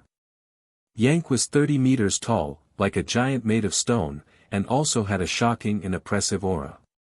However, the commoners of the imperial city were very knowledgeable, and they only took a few glances at Ji Tianqing and Yang, and they were used to it. The three of them arrived at the city gate, and the city guards did a routine inspection, but did not find anything out of the ordinary. After all, the three of them were Divine King experts. They concealed their auras, and no one could find anything out of the ordinary. Chao Qingyu took out a bag of divine stones and handed it to the city guards, and showed 3 identity tokens, and they were allowed to enter the imperial city. After entering the imperial city, the 3 of them walked along the main road, and walked into the city at a leisurely pace. As they observed the surrounding scenery, the 3 of them secretly released their divine senses, enveloping the entire imperial city, and began to scout for information. Young master, we have already scouted, and there are no Divine King experts in the entire imperial city. There are more than a dozen peak divine lords, and most of them are in the imperial city. There are about 100 high-level divine lords, and they are scattered all over the imperial city. Young master, the imperial city is in the northern part of the city, and there are many residences of high officials and nobles nearby. There are also 2 powerful sections. There are 2 factions in the southern part of the city, and they both collect and sell information, and they seem to have a wide range of customers. There is a faction in the northern part of the city that is very hidden, and they should be there to scout for information, and very few people come in and out. However, I have already scouted out that this faction has even more experts. In a short hour, the 3 of them had not even walked to the center of the city, and they already had a rough understanding of the imperial city situation. Divine King experts like them, their divine senses could envelop a radius of 40,000 to 50,000 miles, let alone a mere imperial city. Under the envelopment of their divine senses, the several 100,000 houses and buildings in the imperial city, and the 8 million plus commoners, all could not escape their probing. Even the secret tunnels, secret rooms, and underground palaces hidden underground, the 3 of them could also investigate clearly. Adding on the 3 of them's experience, they could quickly determine which places were the ones they were looking for. Ji Tianqing thought for a moment, opened his mouth, and said, the 2 factions in the southern part of the city that sell information do business with many divine races, and their information is messy and low-end. Rather, the hidden faction in the northern part of the city has a deeper foundation, and the information they have is also more high-level and confidential. Let's go to that faction and ask. If we don't gain anything, we can go directly to the imperial city to inquire, and we will definitely get the answer. Yang frowned slightly and suggested, young master, why go through so much trouble? Let's go directly to the imperial city, capture the emperor, and interrogate him. Won't we know everything then? Anyway, with our strength, we can do whatever we want on the continent. What's there to be afraid of? Before Ji Tianqing could speak, Chao Qingyu frowned and retorted, Yang, you are too murderous. You always want to use violence to solve problems. We are just asking for information. Is there a need to make such a big fuss? Of course, young master is not afraid of trouble, but it's better to avoid trouble. If we really capture Emperor Gai Yi for interrogation, it will cause a big disturbance. Won't it be a waste of time? Humph. Yang snorted coldly and did not refute. The 3 of them entered stealth mode and teleported to the northern part of the city, and appeared in an ancient manor. This manor was very quiet, and seemed to be empty. However, the 3 of them had already seen through the disguise of this manor with their divine senses. Ji Tianqing walked to the bottom of a rockery, raised his hand, and shot out a beam of golden light, which destroyed the defensive formation that enveloped the rockery. Bang! After a muffled sound, a door of light appeared. He was the first to step into the door of light, and Chao Qingyu and Yank hurriedly followed. The three of them maintained stealth mode and quietly went underground. Soon, they entered an underground palace. In the dimly lit underground palace, there were more than 30 middle-level Divine Lord guards guarding the various important passages. In a secret room deep in the underground palace, there were 5 high-level Divine Lords and peak Divine Lords gathered together to discuss something. Chapter 33-54. There were more than 30 middle-level Divine Lords in the underground palace, hiding in the darkness and guarding the palace. However, Ji Tianqing and the other two concealed their figures and auras, and stepped into the underground palace openly as if they were entering an uninhabited area. They did not attract the attention of the guards and headed toward the secret room in the depths of the underground palace. As they approached, the three of them released their divine senses and used their trump cards to eavesdrop on the conversation of the 5 people in the secret room. The secret room was not big, only 100 feet wide, but it was built very firmly and had a large number of defensive divine arrays. To a Divine Lord realm powerhouse, that secret room was considered impervious to wind and rain, impregnable like a fortress. The secret room was dimly lit. Beside an oval-shaped stone table, there were 3 high Divine Lords and 2 peak Divine Lords. The person sitting at the head was obviously the leader of this faction. He was a skinny old man dressed in a black robe and a cloak. His voice was low and hoarse. However, he was a peak Divine Lord and his aura was cold. The other 4 Divine Lords were wary of him. The 2 high-level Divine Lords on the left of the stone table were dressed in exquisite and luxurious clothes. They looked dignified and had the aura of a leader. However, the 2 peak Divine Lords on the right of the stone table were like absurd and unruly monsters. One of them was dressed in grey linen clothes and wore a bronze mask with fangs. The other was a hunchbacked bald old woman with 4 wings on her back. Not only was she blind in one eye, she also only had 2 yellow teeth left in her mouth. With Ji Tianqing and the other two's experience, they could naturally tell that the 5 Divine Lords belonged to different factions and they were secretly discussing something important. So, Ji Tianqing was not in a hurry to show himself. He hid in the dark with Chao Qingyu and Yank to eavesdrop on the conversation of the 5 Divine Lords. At that moment, the cloaked old man in the lead said in a low voice, "Everyone, ever since the incident at the Golden Dragon Abyss, we have been paying close attention to the news. Most of the news that everyone has received is provided by us. Now that half a month has passed, I believe that everyone has thought it through. Are you going or not? I hope you can give me a definite answer tonight." After saying this, he looked at the peak Divine Lord on the right who was dressed in grey sackcloth and wore a copper mask. He asked, "Flame Devil Gang Master, what do you think?" The Flame Demon Gang leader was wearing a mask, so no one could see the change in his expression. He replied in a low, muffled voice, "President Feng Yin, I have already made my stance clear. The opportunity to explore the Golden Dragon Abyss and hunt for treasures only comes once every 100 years. I will not miss it no matter what. Our gang's elite forces have already been assembled. They are on standby at the 7-mile bridge in the south of the city. They can set off at any time." President Feng Yin nodded in satisfaction. He then looked at the hunchbacked, bald old woman and asked, "Granny Shah, has your Earth Emanations Alliance considered this carefully?" Granny Evil Spirit grinned, revealing 2 big yellow teeth. Her voice was like an owl as she said, "Of course." Although the incident at the Golden Dragon Abyss had cost the lives of many divine sovereigns, the divine sovereigns were still alive. But the more dangerous it is, the more it proves that a rare treasure has appeared. How can our league not get a share of the profits?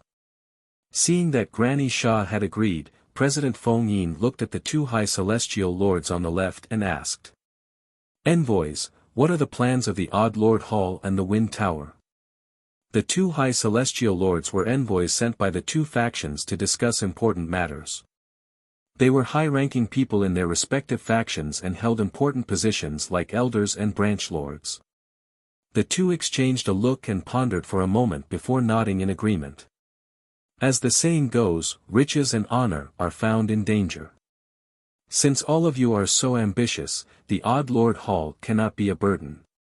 Let's do it. Although the Wind Tower has been living in seclusion for the past few hundred years, its talents have withered, and its financial resources have weakened.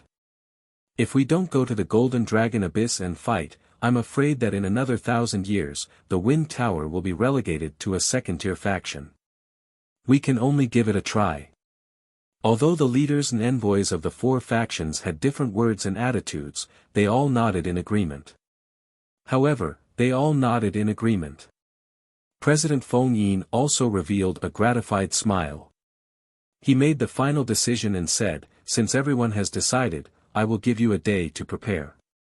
Tomorrow night, we will gather at the south of the city and head to the Golden Dragon Abyss together." The Flame Demon Gang leader, Granny Shah, the envoys of the Odd Lord Hall, and the envoys of the Wind Tower all nodded in agreement. After the discussion ended, the four high celestial lords stood up and left the secret room. When only President Feng Yin was left in the secret room, it became quiet. At the same time, Ji Tianqing, Chao Qingyu, and Yank, who were hiding in the dark, were also secretly communicating with each other.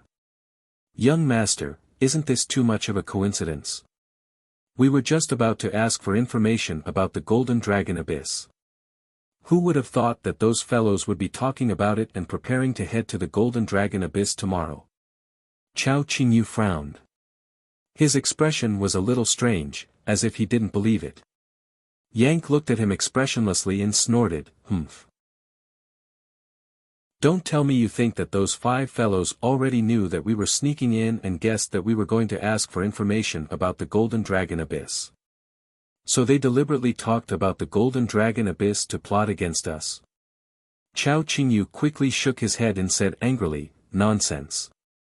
Those are just five high celestial lords. How could they have such great abilities?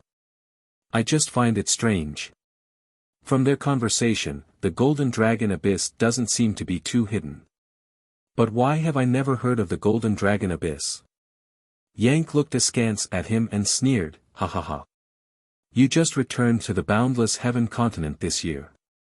How many years have you been away before this? Do you know how many changes have happened in the Golden Dragon domain in those years? There are too many things you don't know." Seeing that the two were about to quarrel again, Ji Tianqing waved his hand and said, "Both of you, shut up. Let's go find President Feng Yin and ask him. Won't it be clear?" After saying that, he led the way to the secret room. Chao Qingyu and Yank stopped arguing and quickly followed. The three of them came to the door of the secret room. Ji Tianqing cast a spell to break the defensive divine array at the door and opened the stone door of the secret room. Yank and Chao Qingyu worked together to cast a spell to cover the light and divine power fluctuations so that they wouldn't be discovered by the guards in the underground palace. The three high celestial lords worked together seamlessly. Ji Tianqing only used 10 breaths of time to break the divine array and open the door of the secret room. Moreover, the entire process didn't leak any divine light or energy fluctuations, so they weren't discovered by the guards.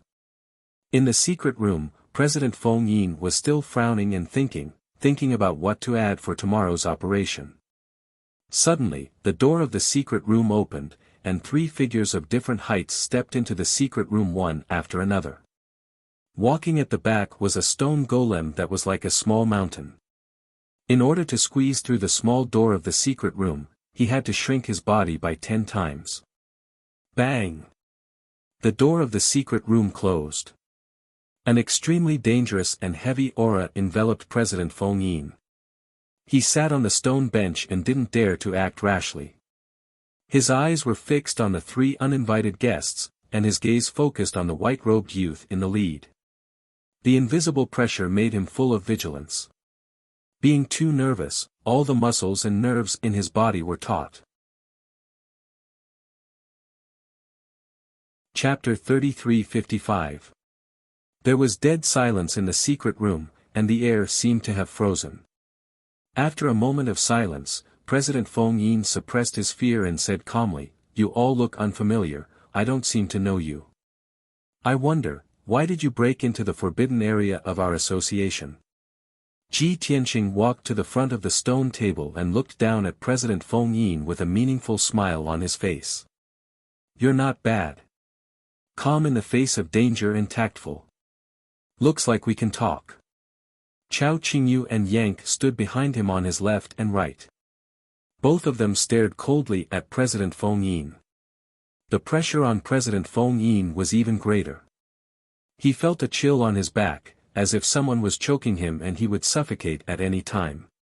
He forced a smile and said to Ji Tianqing, "I'm the president of Feng Yin Society, and I'm a businessman. I sell intelligence and confidential information to various experts and forces. Since you're here, you're a guest. If I can help you, I'll be happy. But how should I address you? Why are you here?" Indeed, Feng Yin Society was a businessman. But Feng Yin Society only dealt with top experts and forces, and had always been mysterious and low-key. If it was an ordinary upper divine lord, President Feng Yin would not care at all. However, Ji Tianqing, Chao Qingyu, and Yan Ku were all too mysterious and unfathomable. That was the reason why President Feng Yin treated them courteously. Ji Tianqing went straight to the point and said, "I heard you talking about the Golden Dragon Abyss just now. You seem to be preparing to go tomorrow. Coincidentally, we also want to inquire about the Golden Dragon Abyss. You have to tell us everything about the Golden Dragon Abyss. If I'm satisfied, I'll naturally reward you. If you hide anything, you know the consequences." Just a few sentences, but it contained a lot of information. President Feng Yin's body stiffened when he heard it, and his eyes flashed with deep shock. First of all, he was talking to the people of the four major forces in the secret room, and he thought it was very secretive. But Ji Tianqing and the other two quietly broke into the underground palace and did not arouse the guards' vigilance. Moreover, they even heard everyone's conversation through the walls and defensive array of the secret room. This was simply too terrifying. President Feng Yin was even more certain that Ji Tianqing and the other two were extremely powerful. Most importantly, Ji Tianqing referred to himself as this king. Generally speaking, only the princes conferred by the imperial family and the honorable divine king experts would address themselves as kings. President Feng Yin believed that Ji Tianqing was the latter. To the present Wind-Hidden Guild, any divine king powerhouse was an existence that they could not afford to provoke. Thinking of this, President Feng Yin's attitude became even more respectful. "Don't worry, young master. This old man will explain the Golden Dragon Abyss to you in detail." After he finished speaking, he stood up and made an inviting gesture, saying, "Young master, please take a seat. This old man will slowly explain everything to you." Ji Tianqing nodded and sat down in an imposing manner. He then calmly looked at President Feng Yin. Chao Qingyu and Yank remained silent. They stood behind Ji Tianqing like two loyal guards. President Feng Yin could only stand. After sorting out his thoughts, he began to explain, "The Golden Dragon Abyss is one of the most famous and dangerous forbidden areas in the Golden Dragon region. This forbidden area appeared 1,100 years ago in the Golden Dragon Empire's territory, in the Endless Forest in the southwest." Hearing this, Chao Qingyu came to a realization and secretly said in his heart, "Yank was right. No wonder I have never heard of the Golden Dragon Abyss. So that's how it is." President Feng Yin continued, 1,100 years ago, a huge abyss suddenly appeared in the depths of the Endless Forest, which was already deserted. It caused panic among the people. There were many legends about the appearance of that abyss in the world. However, there were only two theories with the highest recognition.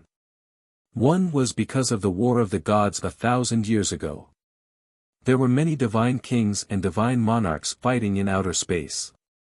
One of the divine kings and a few divine monarchs under his command died. They fell from the sky like meteors and just happened to land in the endless forest. Their divine souls and divine bodies burned, releasing a divine fire that could destroy heaven and earth. It blasted an abyss into the earth and burned the endless rock into magma. The second theory was because of the War of the Gods 1,000 years ago. A divine dragon fell from outer space and smashed into the endless forest like a meteor. The earth and rock layers were smashed through, and the golden dragon abyss appeared. It was about 10,000 miles deep and connected to the magma layer underground. Ji Tianqing raised his eyebrows and said in a playful tone, "Interesting. You actually know about the War of the Gods 1,000 years ago? Then why don't you tell this king what happened during that War of the Gods?"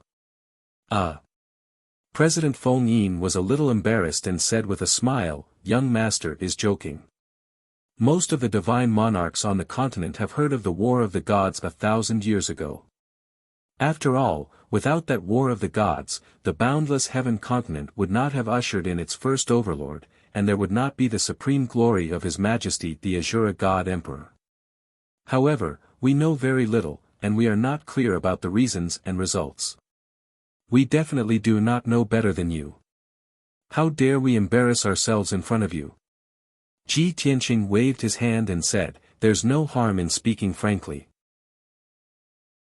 President Feng Yin could only comply and explained, "According to the various sayings that I heard, it seems that more than 1,100 years ago, there was a foreign race's evil divine monarch who attempted in vain to unify the world and enslave 100 races and trillions of living beings. That terrifying foreign race's evil god fed on the divine race's people and lived on the blood and souls of trillions of living beings, using this to increase his power. It was like the legendary ancient fierce beast Tao Tai, devouring all living things to strengthen itself. Once that foreign race's evil god's scheme succeeded, the entire boundless heaven continent would be plunged into an abyss of suffering, consigned to eternal damnation. Hence, the Azura God Emperor led the 800 warriors under his command to fight back. The various divine monarchs of the boundless heaven continent also led divine monarch experts to participate in the battle one after another. Everyone's will was as strong as a stronghold, cooperating sincerely in launching a decisive battle with the foreign race's evil god in outer space. In the end, countless martyrs sacrificed valiantly before successfully slaying that foreign race's evil god and protecting the boundless heaven continent. The Azura God Emperor worked hard and made great contributions, receiving the love and respect of all the divine monarchs, becoming the overlord of the continent. Hearing up to here, Ji Tianqing frowned, a contemptuous sneer flashing across his eyes. Chao Qingyu and Yank exchanged glances and muttered disdainfully, "Such words can only fool the ignorant commoners, how laughable." President Feng Yin was secretly alarmed when he heard this, but he did not dare to open his mouth to refute. Ji Tianqing did not mind, raised his hand and said, "Continue talking about the Golden Dragon Abyss." President Feng Yin nodded and continued to explain, after the Golden Dragon Abyss appeared, it attracted countless experts to explore. However, that abyss was sealed by the seven-colored earth core divine fire all year round, even peak divine monarchs could not enter, and would be reduced to ashes if they were careless. Fortunately, every 100 years, the seven-colored earth core divine fire would have a 2-month period of weakness, and many loopholes and gaps would appear. Taking advantage of that period, regardless of whether experts sneaked into the Golden Dragon Abyss, they obtained large amounts of rare treasures and top-notch materials inside. Chapter 3356. As the saying goes, wealth comes from danger. Even though the Golden Dragon Abyss is very dangerous and many Sir God experts have died in it.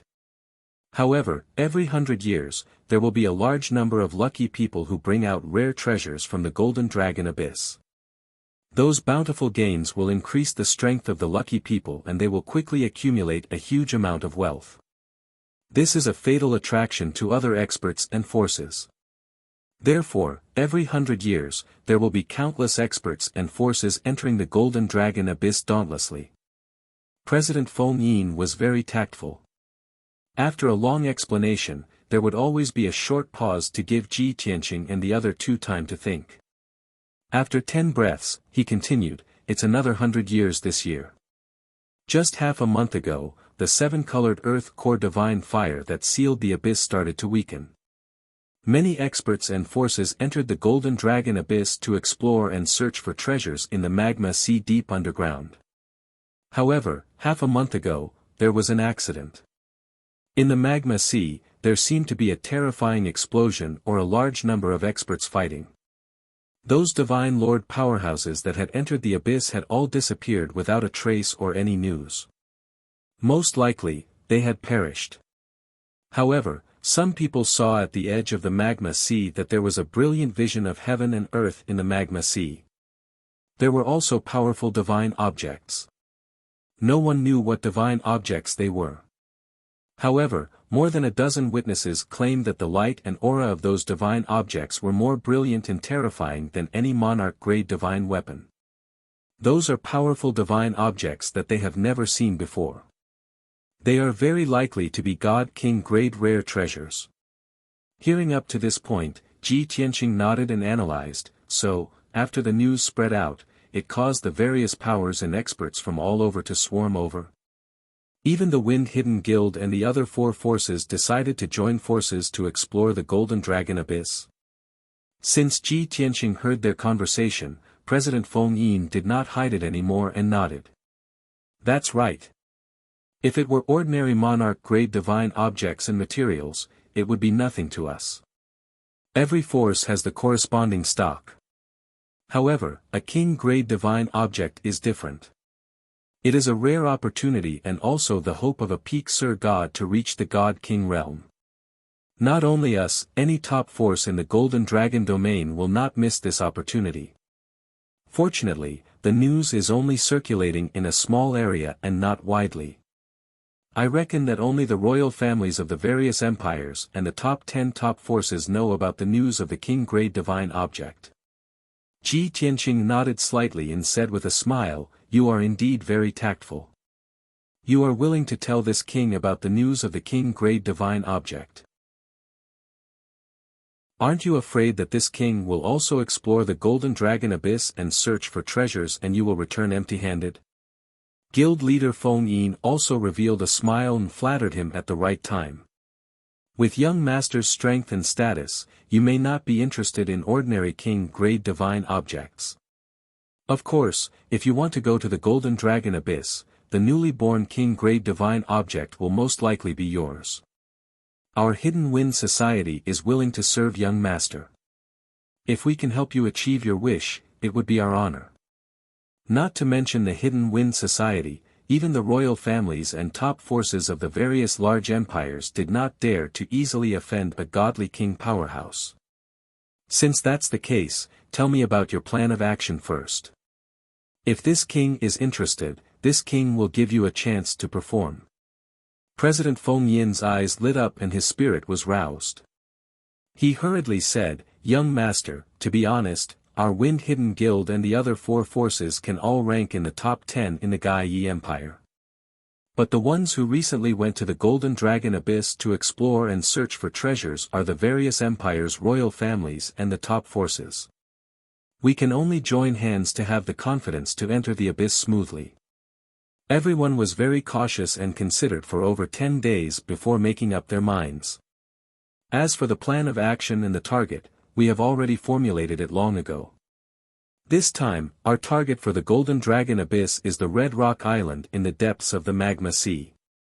Because we received news that someone saw traces of a king-grade divine object on the Red Rock Island and a few nearby islands. Ji Tianqing nodded and indicated for President Feng Yin to continue.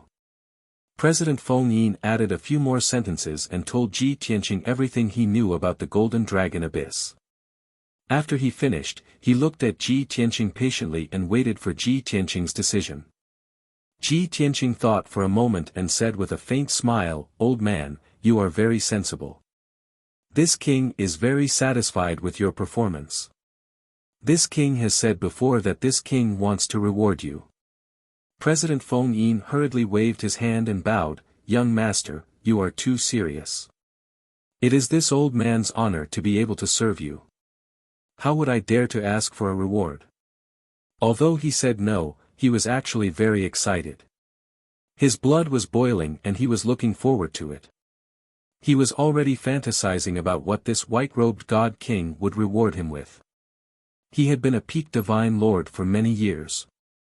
If the white-robed god king gave him a few pointers or gave him half a king-grade divine ability, it would be enough for him to study for a lifetime.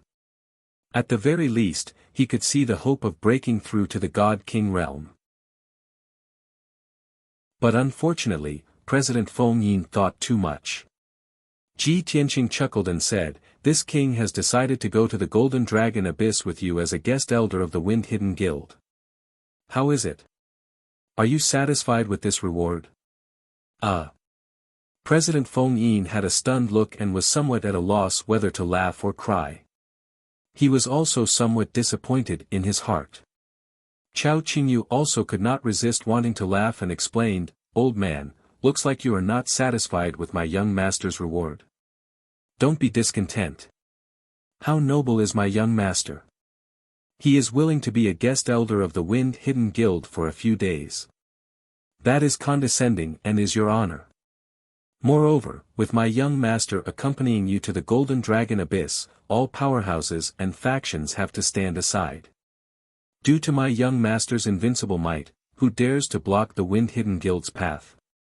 At that time, my young master will obtain a king-grade divine object. Your Wind Hidden Guild will also reap the benefits. Wouldn't it be perfect?" Hearing Chao Qingyu say so, President Feng Yin's brows smoothed out, and his mood was much better. Chao Qingyu continued, "During this period, if you perform well and serve the young master with all your heart. After the matter is done, the young master will casually give you a few pointers and it will benefit you endlessly. Don't blame this king for not reminding you. The young master's identity, strength, and methods are far beyond your imagination. This is the greatest opportunity in your life, the last chance to change your destiny. If you don't grasp it, you will regret it until you die." Although Chao Qingyu exaggerated, it was also the truth. Guild leader Feng Yin already had such thoughts in mind. After hearing Chao Qingyu's reminder, he became even more excited. Of course, he did not lose his reason in his agitation and excitement. Towards Ji Tianqing trio, he still had a trace of vigilance. After all, both sides talked until now, he did not even know the names of Ji Tianqing trio. Chapter 3357.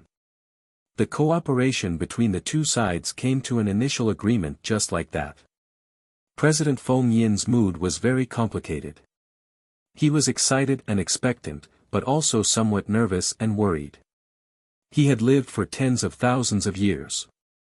To be able to become a peak divine lord and establish such a huge foundation like the Wind Hidden Guild, it could be seen that his thoughts were meticulous and his methods were superb. But tonight's matter was really too absurd. Not to mention others who did not believe it, even he found it hard to believe. This old man has always been known for doing things carefully all my life. Why am I so reckless and impulsive tonight? Although the strength of these three people is formidable, this old man not only agreed to cooperate, but also looked forward to it in my heart. Could it be that this old man has been stuck in the peak divine lord realm for too long and my mental state has been affected? After thinking over and over again, President Feng Yin still decided to pluck up his courage and ask for Ji Tianqing trio's names. This. Young master, this old man boldly asks, what is your title? Don't misunderstand, this old man has no other meaning. It's just that the three of you are pretending to be guests of the Wind Hidden Guild and will eventually meet with the other four forces. And this old man also has to explain to my subordinates. If I don't even know your names, it's two. Yang still had a straight face and glared at President Feng Yin. Why are you so long-winded, old man? What is your identity? What qualifications do you have to ask for young master's name? President Feng Yin was depressed in his heart, but he did not dare to show any dissatisfaction. He could only apologize to Yang. But Ji Tianqing was reasonable and opened his mouth to help President Feng Yin out of the situation. Just call this king young Master Ji to outsiders. As for Chao Qingyu and Yank, he did not introduce them. Anyway, there was no need to. President Feng Yin hurriedly bowed and thanked him. Many thanks for young Master Ji's understanding. This old man represents the entire Wind Hidden Guild to thank you for your help and support. Welcome to the Wind Hidden Guild.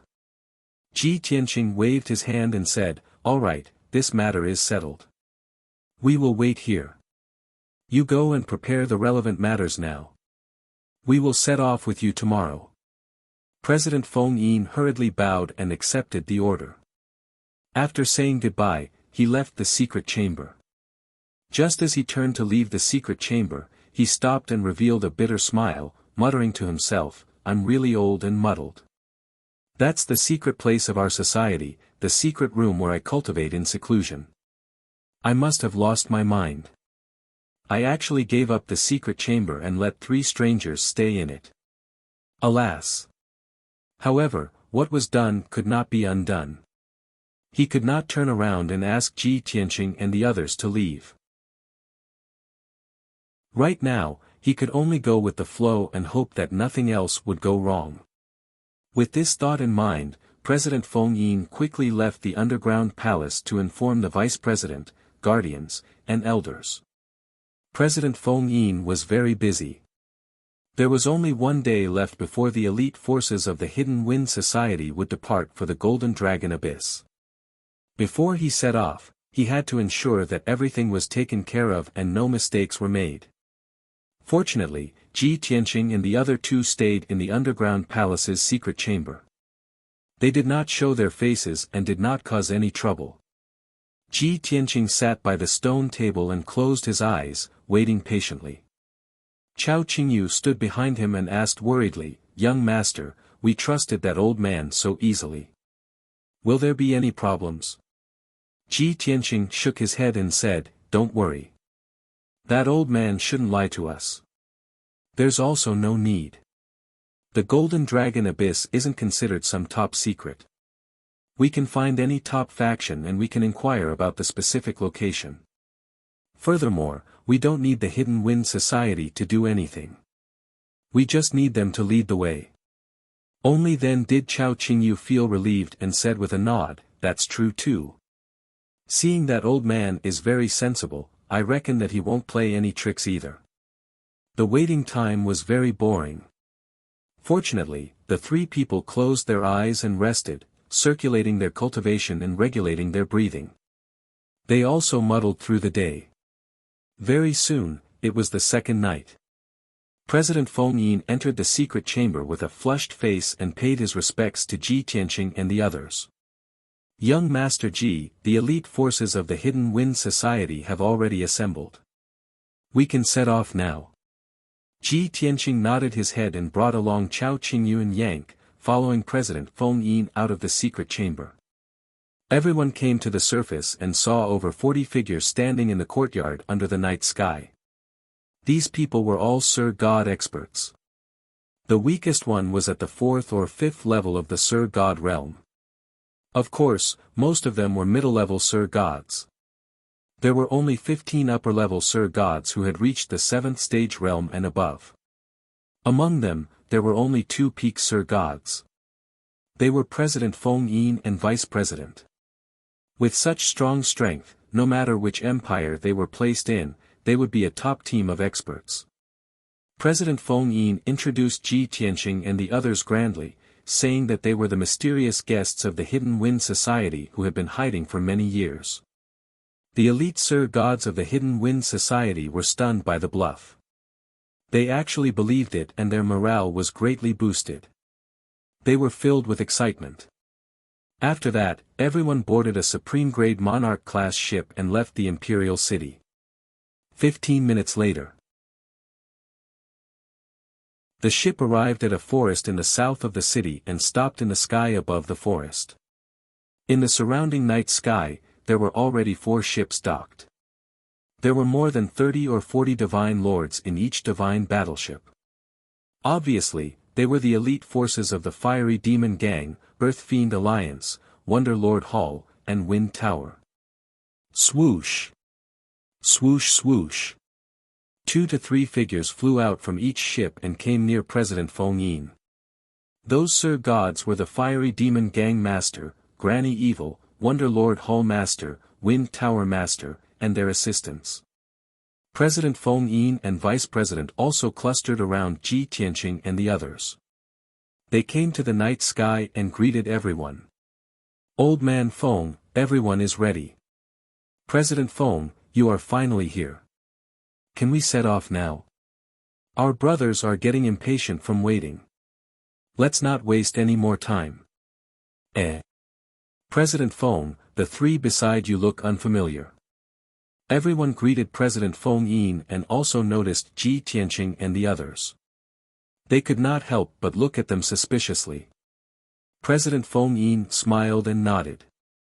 He introduced them to everyone. These 3 are the guest elders of the Hidden Wind Society who have been hiding for many years.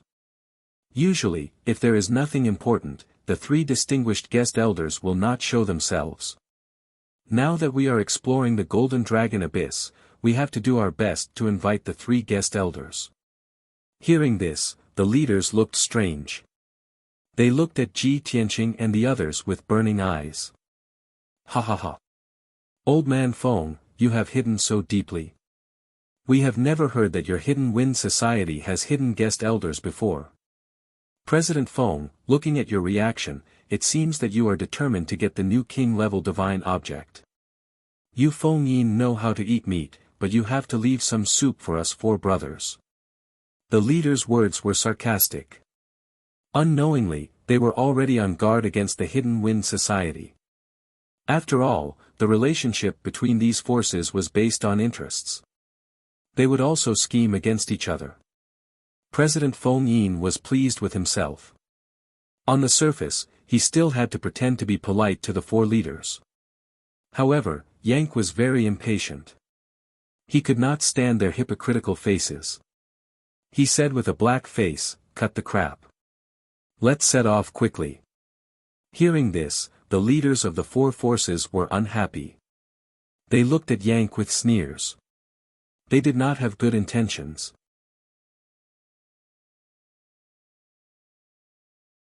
Chapter 3358.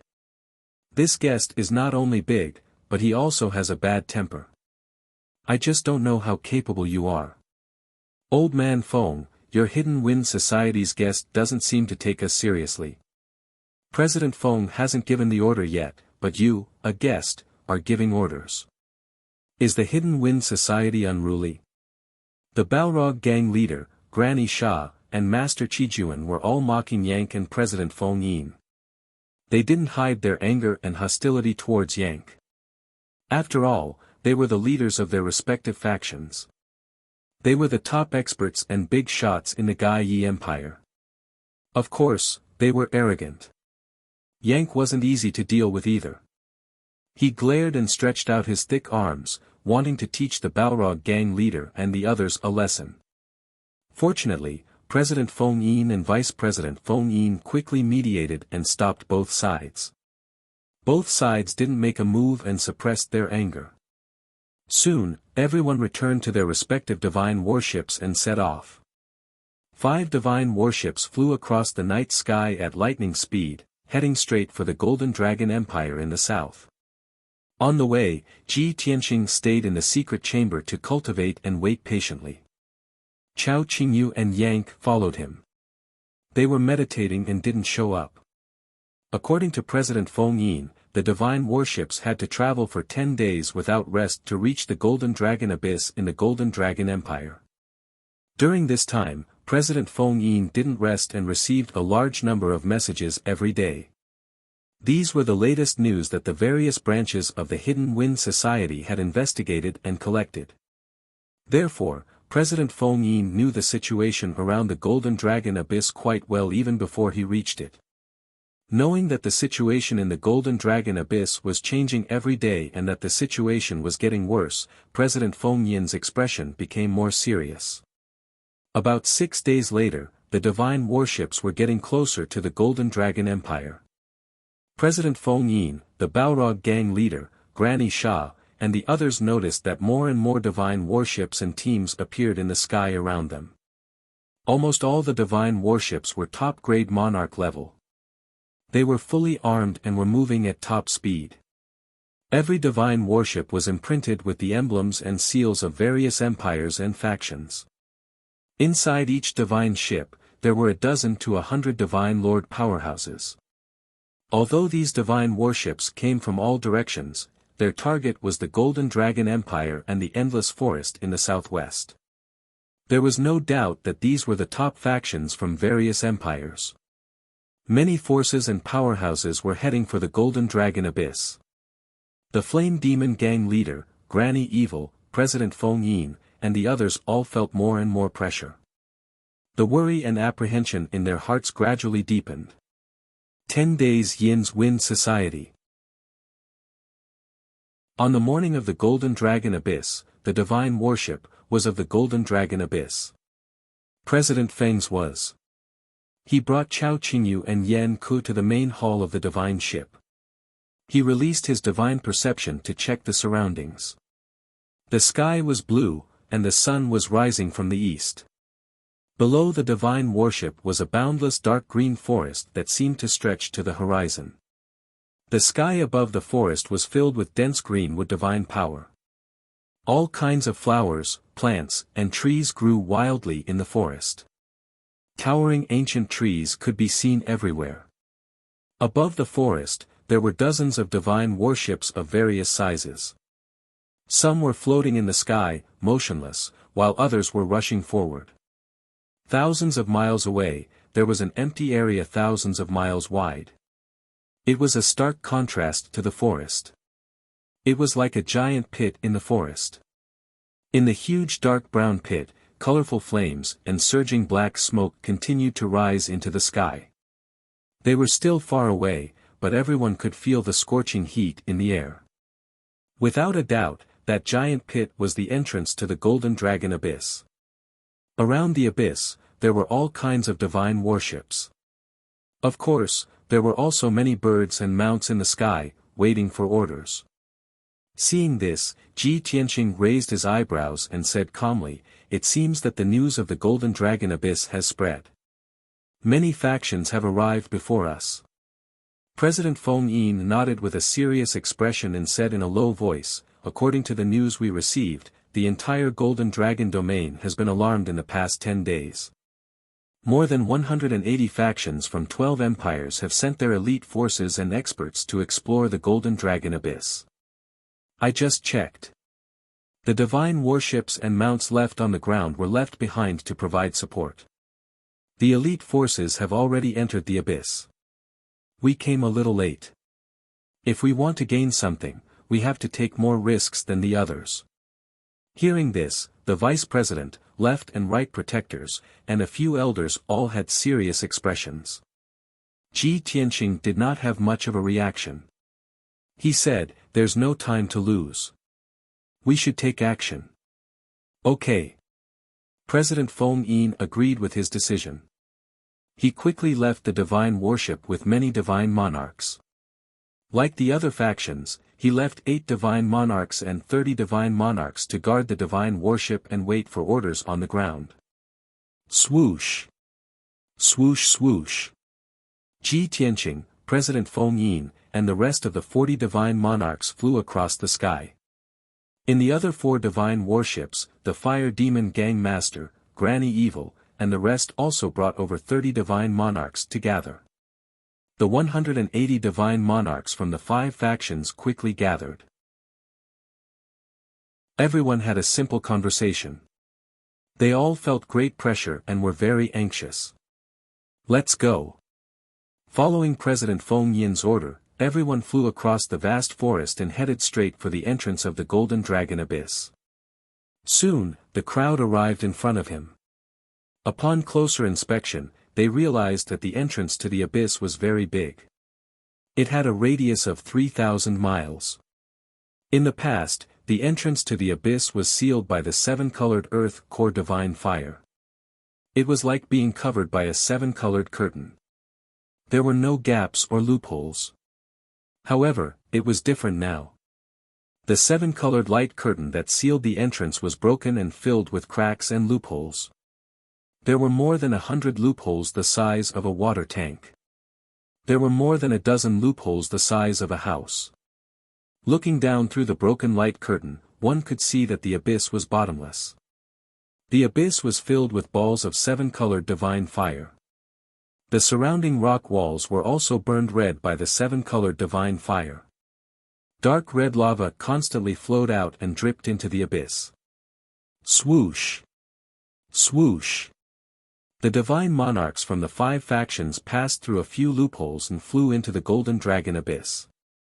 They flew straight down.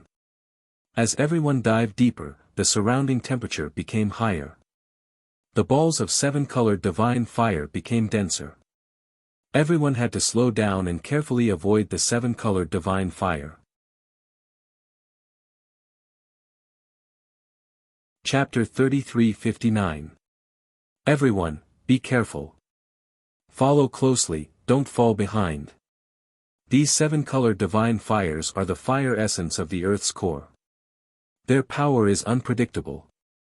Once they touch them, they'll be injured even if they don't die. The seven-colored divine fires are sentient and not inanimate objects. They can also swim. Everyone, be careful. As the team advanced toward the abyss, the leaders did not forget to remind the godly lords to avoid the seven-colored divine fires. Indeed, the balls of seven-colored divine fires of different sizes were very dense. They were like billions of balls of light that swam and churned in the abyss. The big balls of fire were the size of houses, and the smallest was the size of a fist. Not to mention touching the balls of seven-colored divine fire, even getting close would be unbearably scorched. More than 180 godly lords released their divine power to form shields to protect themselves. While diving, everyone was extremely cautious and careful, constantly avoiding the balls of fire. Only Ji Tianqing, Chao Qingyu, and Yank remained calm and did not take it to heart. After flying for a while, the trio's speed became slower and slower, showing signs of falling behind. Seeing the godly lords trembling with fear, Yank could not help but sneer disdainfully. Humph! A bunch of ants. They're just seven-colored divine fires. What's there to be afraid of? Although Chao Qingyu was not as arrogant as him, he also nodded in agreement. These godly lords are also ignorant. They entered the abyss with great fanfare to search for king-level divine items. Little do they know that these seven-colored divine fires are king-level divine power. If they can refine these seven-colored divine fires, even if it's just a wisp, they'll gain a lot. As he spoke, he secretly cast a spell to swallow 2 balls of seven-colored divine fires and refine them in a short while. Ji Tianqing naturally would not let go of this opportunity. Borrowing the power of the heaven-mending pearl, 2 pitch-black vortexes appeared in his palms, constantly swallowing the balls of fire around him. The two of you make it sound so easy. To godly lords, these seven-colored divine fires are indeed beneficial. After refining them, they can strengthen fire elemental divine Tao laws. But those godly lords can't control such violent divine power at all. Once it comes into contact with the seven-colored divine fire, its divine body will definitely be burned to ashes. As expected. As soon as he finished speaking, a series of screams came from the back of the group.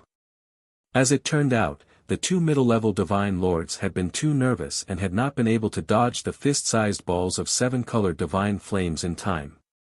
In the end, those balls of seven-colored divine flames ran into them. Their divine power shields were shattered, and their divine bodies were burned by the seven-colored divine flames. They were severely injured on the spot. One lost his entire right leg and was burned to ashes. The other one had lost his left arm, and his abdomen was burned with a large hole, from which blood kept gushing out. Although such heavy injuries were not fatal, the 2 divine lords were still in unbearable pain. Their combat strength plummeted. The surrounding divine monarchs wanted to go over and help, but the seven-colored divine flames were too dense, so they didn't dare to act rashly. They could only worry helplessly. The few leaders flying at the front of the group were also alarmed by the two Sir God's screams. They all stopped and turned around to check the situation. The two leaders immediately frowned when they saw that the two injured divine lords were from Wonder Lord Hall and Balrog's sect respectively. I already told you to be careful. Why were you still so careless? There's no point in following the group with such heavy injuries. Return to the divine worship to heal. Thus, the two injured Sir Gods had no choice but to leave the group and fly out of the abyss. Then, the group continued to fly toward the bottom of the abyss. 15 minutes later, the group had flown 9,000 miles underground, but they still hadn't reached the bottom of the abyss. At this time, the group was moving slower and slower, and the number of people was also decreasing. After all, the closer they were to the bottom of the abyss, the higher the temperature and the more concentrated the seven-colored divine flames were. There were even violent shockwaves and hurricanes at the bottom of the abyss that carried billions of seven-colored divine flames. They came crashing down like raging waves. All the Sir Gods found it difficult to resist and could only try their best to dodge. Most people were able to dodge the fireballs, but there were always a few unlucky Sir Gods who were hit by the seven-colored divine flames and were severely injured. In just 15 minutes, the number of people in the group had decreased by more than 30. None of the five forces were spared.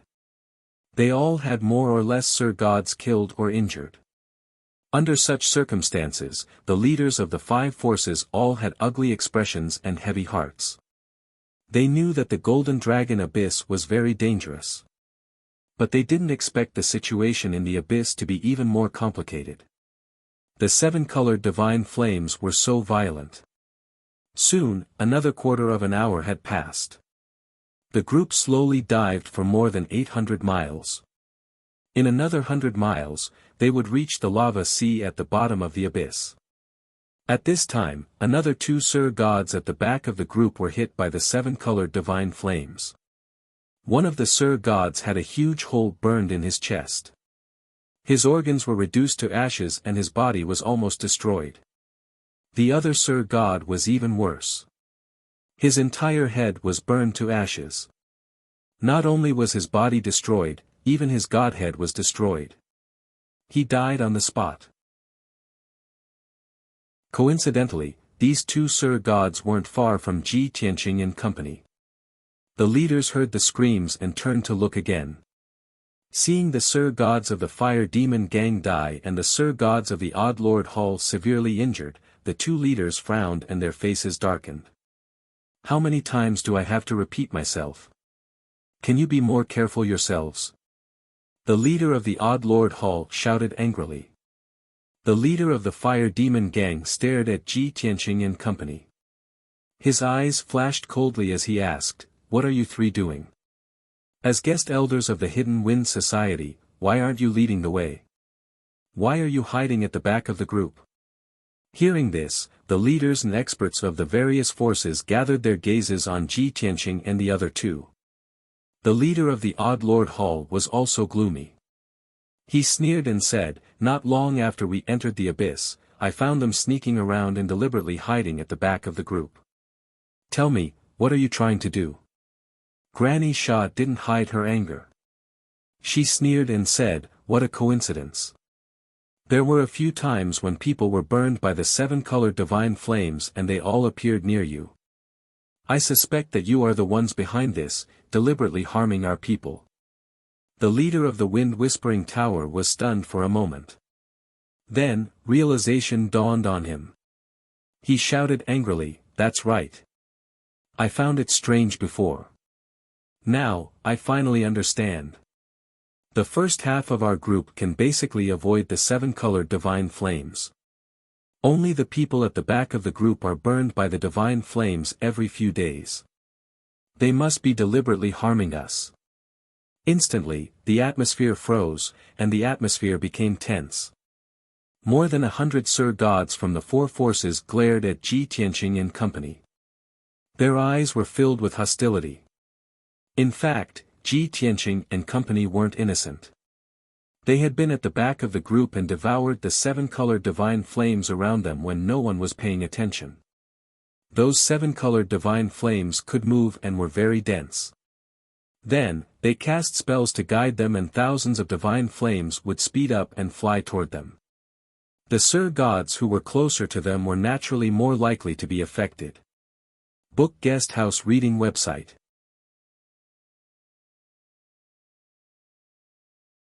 Chapter 3360. Just as they were about to reach the bottom of the abyss, the team stopped moving forward. The people from the Fire Demon Gang, Earth Fiend Alliance, Wonder Lord Hall, and Wind Whisper Tower were all glaring at Ji Tianqing Company with hostility. The Sir Gods who were closer to them quickly distanced themselves from them and were on high alert. Seeing this, President Feng Yin and Vice President felt a headache coming on. They quickly tried to persuade the 4 leaders. "Everyone, what are you doing? How can you accuse our guest elders for no reason? The 4 leaders are heartbroken over the loss of your men. Everyone can understand your feelings. But you can't lie through your teeth. Everyone knows that other than the Divine King, no one dares to touch the Rainbow Divine Fire. No matter how capable our 3 guest elders are, it's impossible for them to tamper with this matter.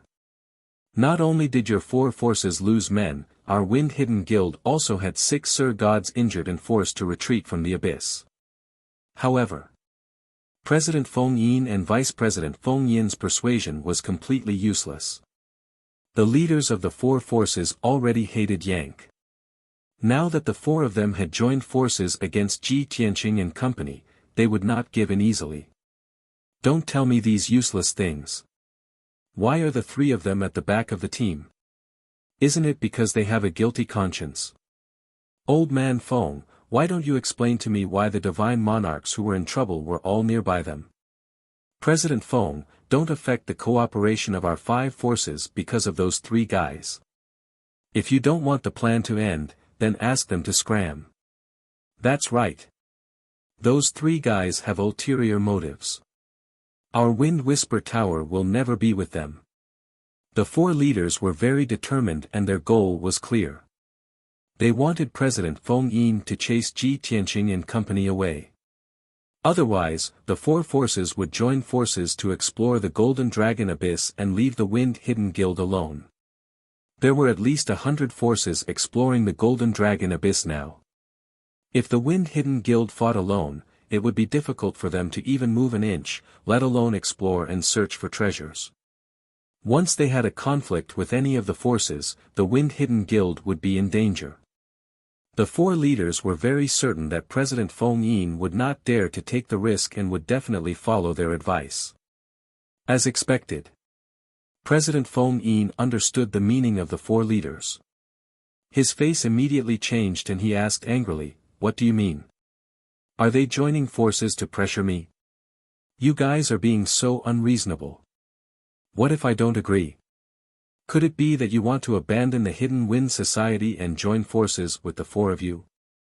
The Flame Devil Gang leader revealed a mocking sneer and nodded, "Old Feng, it's good that you understand in your heart. It won't sound good if you say it out loud. In short, those 3 guys aren't good people. They have ulterior motives. We don't want to associate with them." Either he chased those 3 guys away, or Feng Yin would act alone. Think about it yourself. Granny Evil, Hall Master Qi Jun, and the Wind Whispering Tower Master all nodded in agreement. Yes. The Flame Devil Gang leader's words are also our thoughts. Old Feng, you're a smart man, don't make a mistake. Don't blame us for being merciless. If you want to blame someone, blame your 3 guest elders. They destroyed the trust between us. Seeing the unyielding attitude of the 4 leaders, the expressions of Feng Yin and the Vice Guild leader turned even uglier. "This, Guild leader, what should we do?" President Feng Yin frowned and pondered. He was hesitant as he looked at Ji Tianqing and the other 2. He wanted to say something but hesitated. However, Even if he was ostracized by the four major forces and was slandered and attacked by many Sir Gods, Ji Tianqing's expression did not change. His expression was indifferent. Chao Qingyu was also very calm. His eyes swept across the people from the four major forces and firmly remembered the 100 over people. He was already mentally prepared that Feng Yin would act alone. If the people from the four major forces were to act together and encounter any danger, not only would he not help them, he would also want to add insult to injury. Yang's temper was not so restrained. When the four leaders attacked and slandered them for harming the other Sir Gods, he was already filled with anger and murderous intent. Now that the situation had developed to such a stage, his anger was completely ignited. He. Originally, I didn't want to argue with you, but I didn't expect you to continue. You want a yard after taking an inch? You bunch of trash dare to boast shamelessly and ask me to scram? As he spoke, Yang grinned hideously. He clenched his fists and walked towards the four leaders. President Feng Yin's expression changed. He hurriedly came forward and advised anxiously, "Stop it quickly.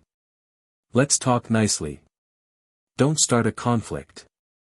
I believe that you have no intention of harming others. You can explain to them." Before Feng Yin could finish, Yang stretched out his huge palm and pushed him away. You want me to explain to this bunch of trash? Who do they think they are? They're just like ants. Are they worthy?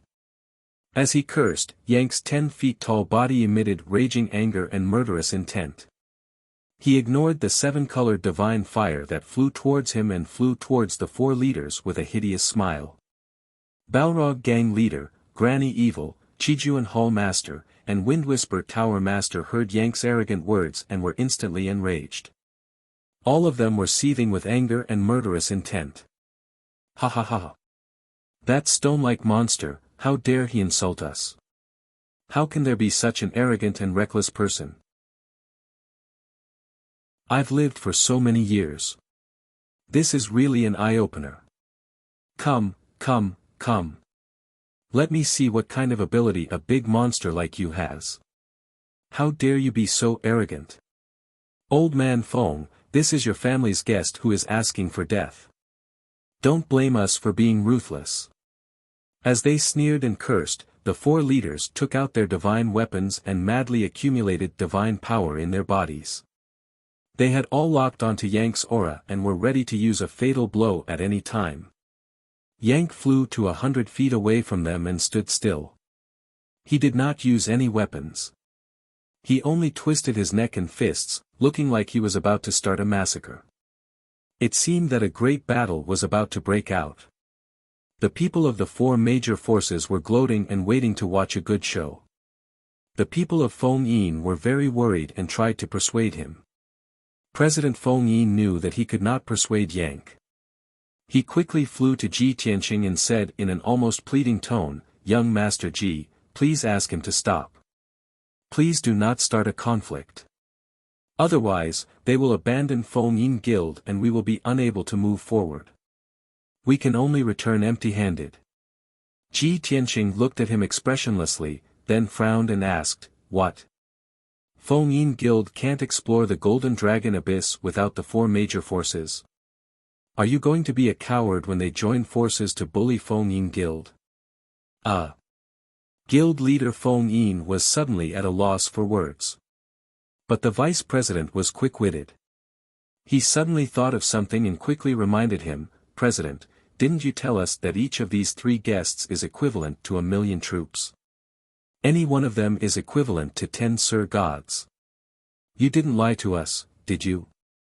If that's the case, then why should our Hidden Wind Society swallow this humiliation? It shouldn't be a problem even if we act alone, right?"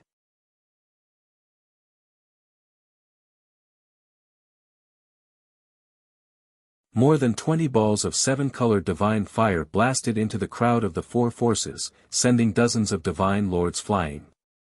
The rainbow divine fires were completely covered. The entire area was completely.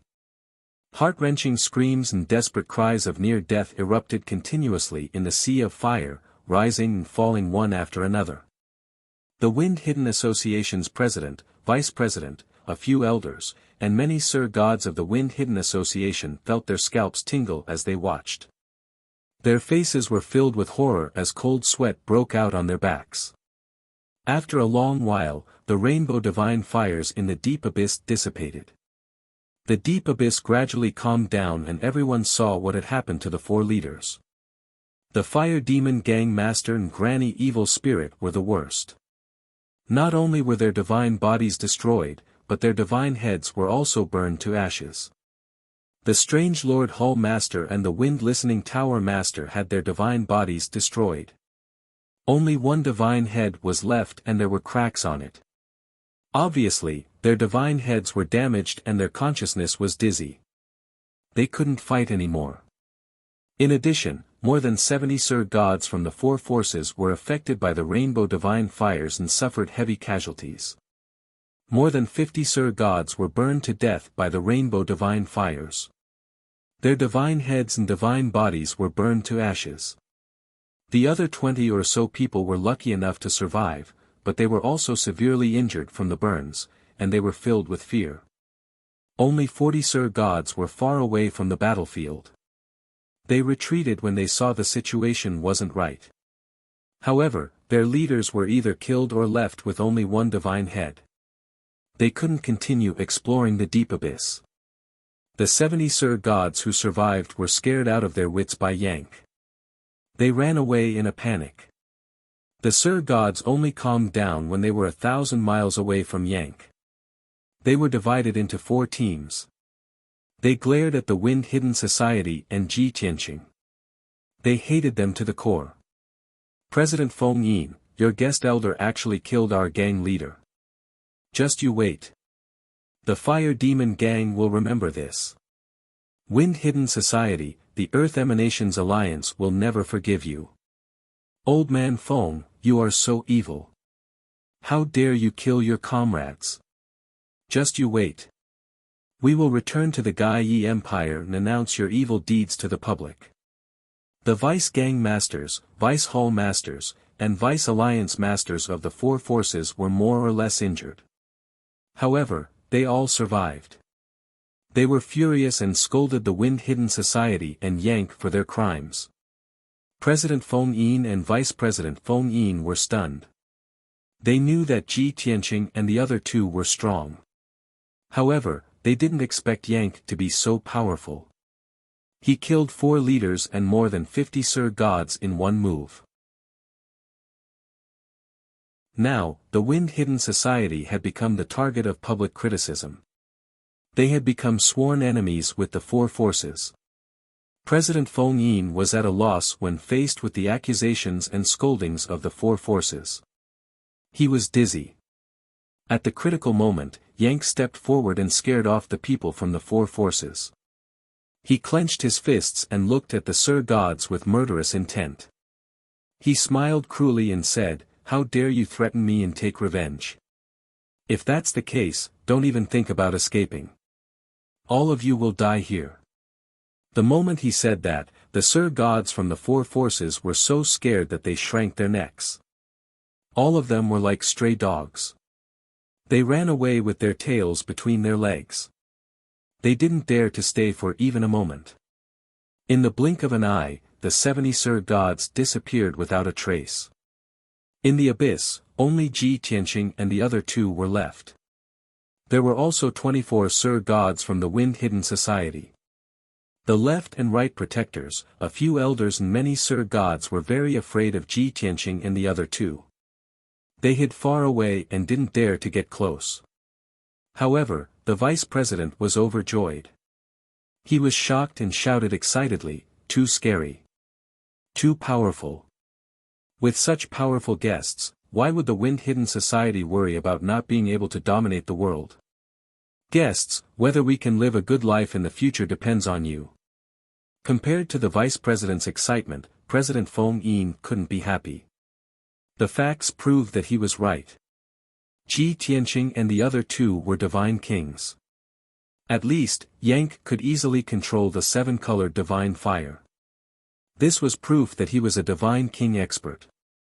Because of this, President Feng Yin understood that the small wind hidden society couldn't keep the three divine kings. After this adventure, the three divine kings would probably leave. What was left for the wind hidden society was the hatred and revenge of the four forces. Young Master Ji, didn't you ask him to take it easy? How did it end up like this? President Feng Yin looked at Ji Tianqing pitifully. He wanted to cry but had no tears. Ahem. Ji Tianqing was a little embarrassed. He smiled and said, "The big fool has a bad temper. Get used to it."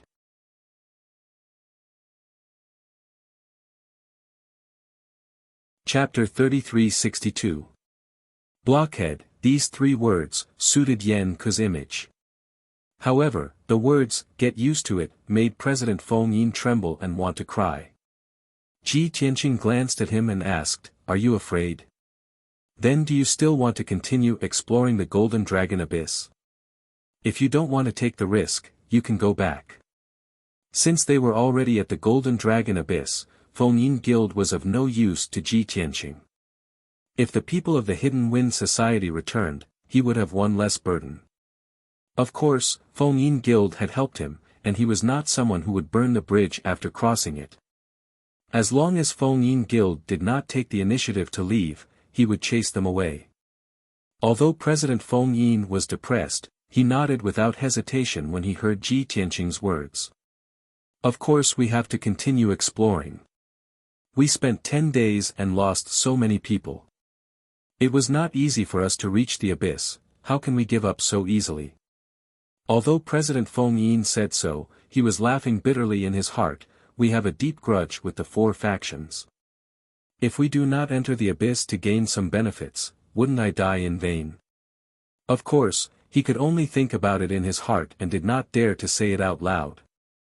Alright, let's continue.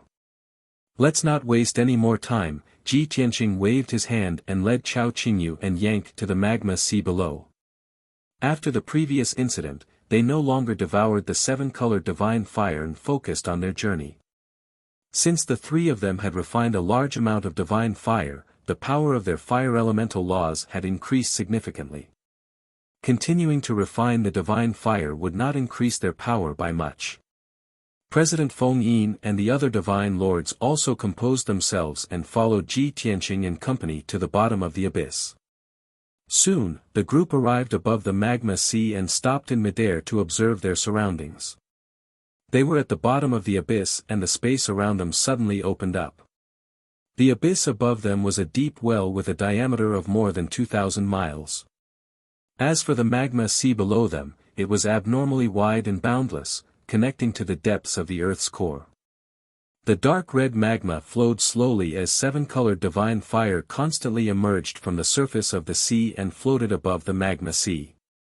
Looking into the distance, he could vaguely see some black dots scattered on the surface of the sea in all directions. President Feng Yin took the initiative to introduce, "Young Master Ji, those are some reef islands in the magma sea.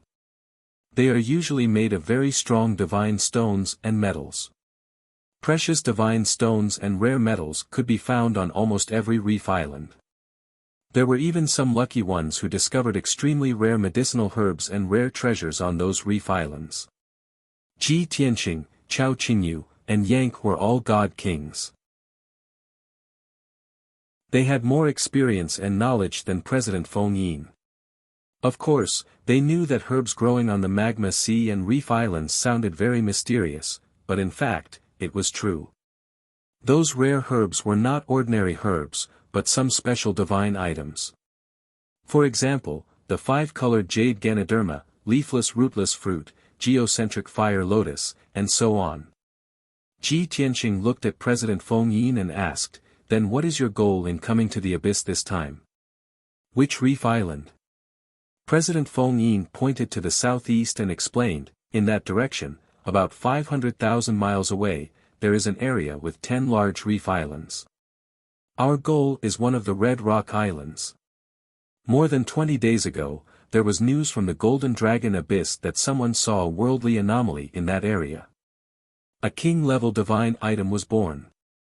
Ji Tianqing said with a faint smile, although many factions will choose other reef islands, most of the powerful factions will rush to that area, right?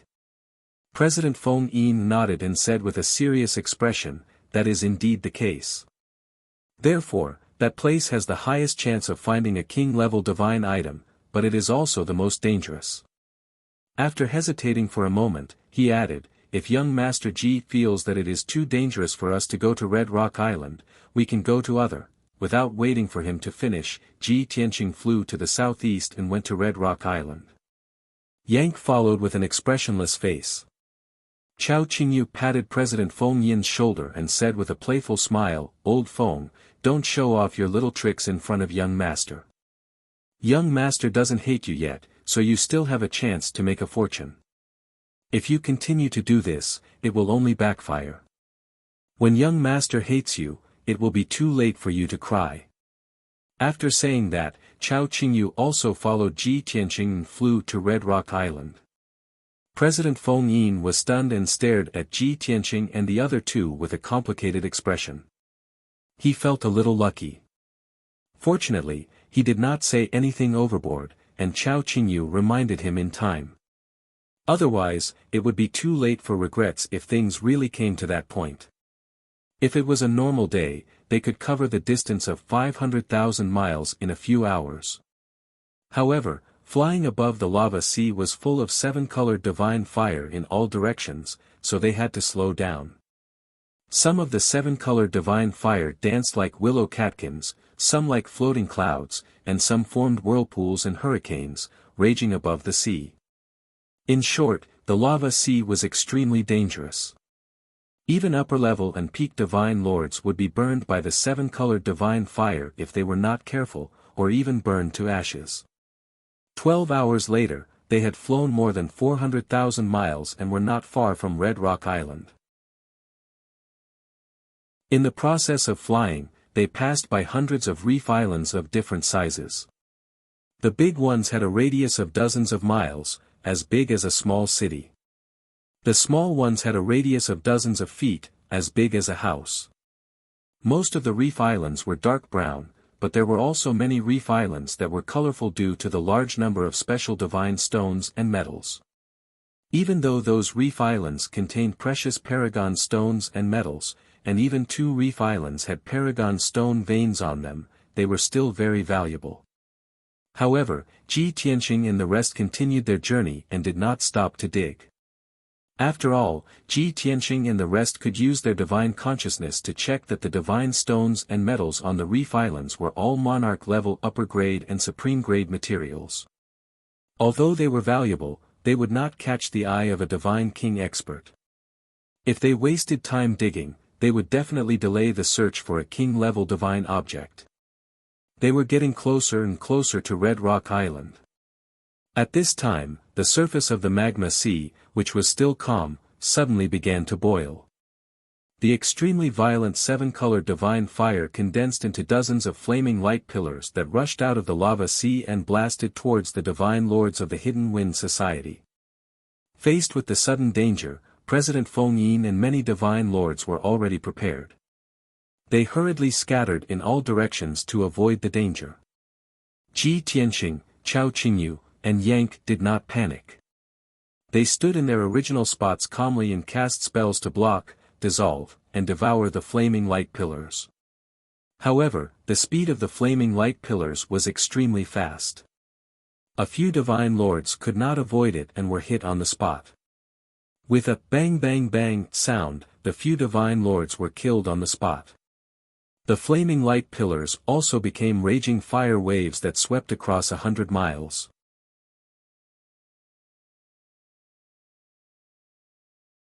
Chapter 3363. In the blink of an eye, President Feng Yin and the dozen Sir Gods were engulfed by the seven-colored divine fire. Everyone's divine power shield was instantly shattered by the seven-colored divine fire.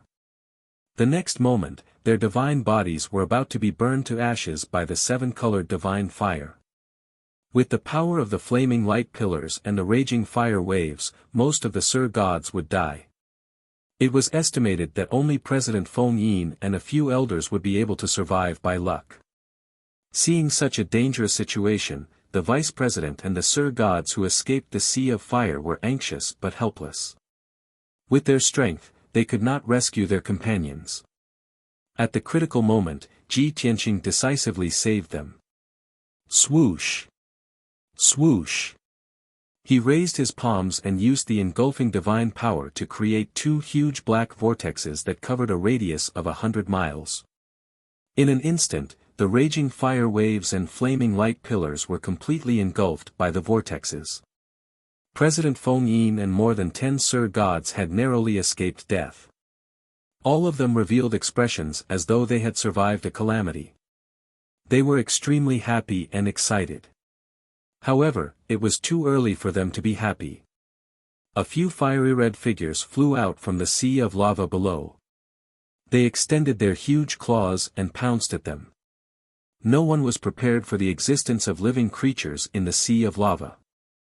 Moreover, the few monsters that were as big as houses and looked like toads moved very quickly and silently.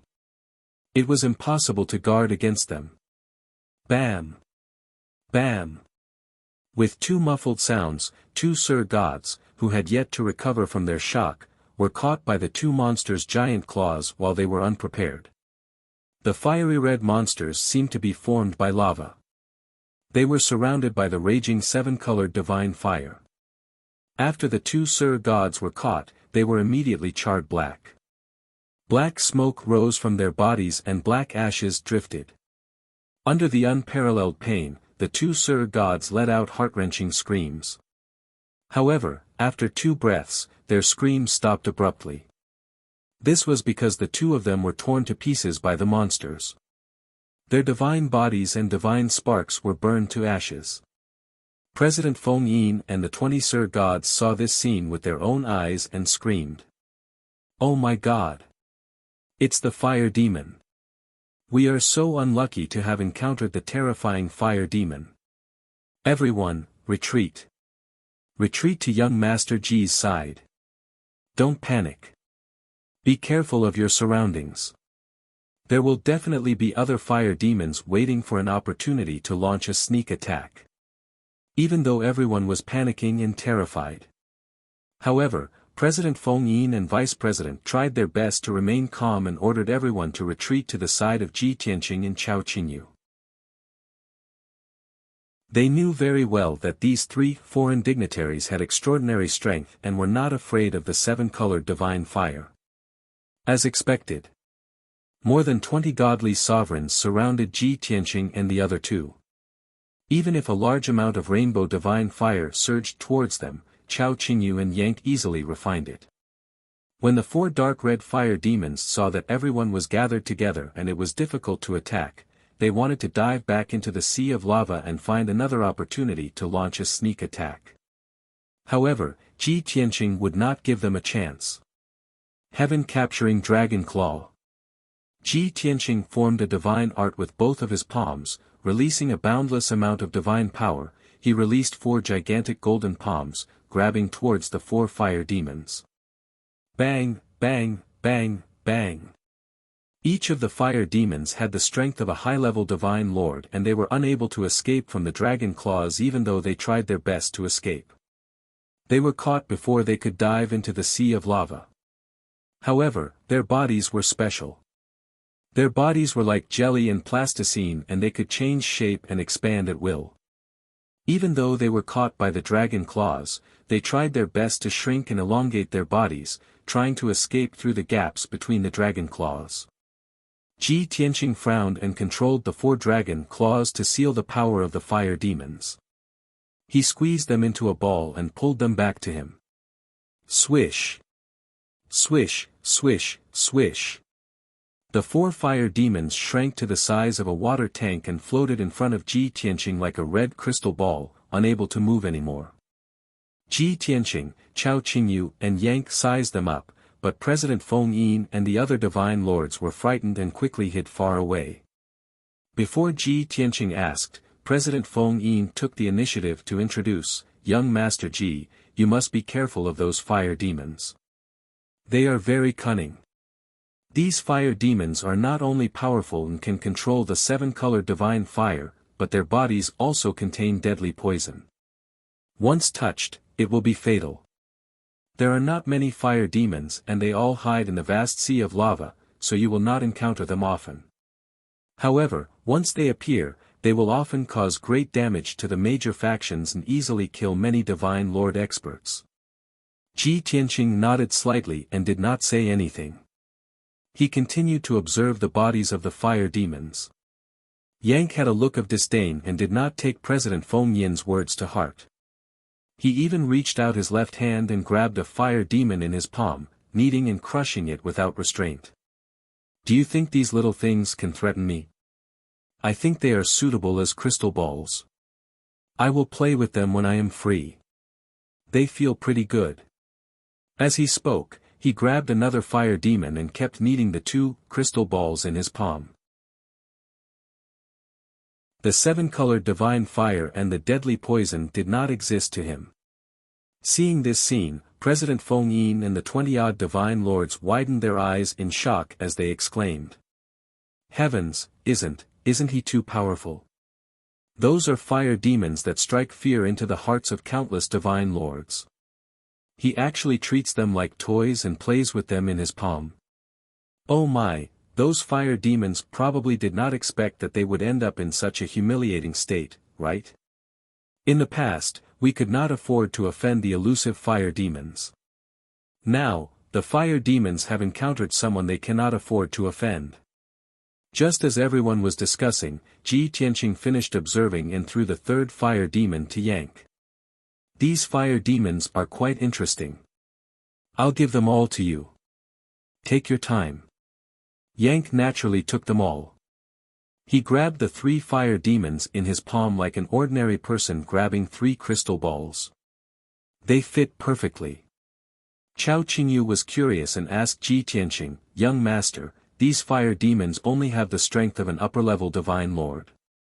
Do they have any value in keeping them? Ji Tianqing nodded and explained, although these fire demons are a type of ferocious beast, strictly speaking, they are not beasts.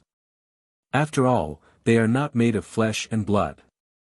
The seven-colored divine fire in the lava sea and various precious metals were mixed together. After tens of thousands of years of refining and fusing, they gradually developed spirituality and became fire demons. Although they are not very strong and have to rely on the power of the lava sea and the seven-colored divine fire to kill the divine lords, they are not very strong. However, they have no life and are extremely difficult to kill, so they are very tenacious. Moreover, by burning and refining them with a secret technique, one can extract the essence of the seven-colored divine fire and metals, which can be used as excellent materials for refining equipment. I see. After listening to Ji Tianqing's explanation, Chao Qingyu was enlightened. Yang, on the other hand, was alert. He held the three fire demons tightly and said to Ji Tianqing, young master, you just said that you would give these three fire demons to me. I can't take them back.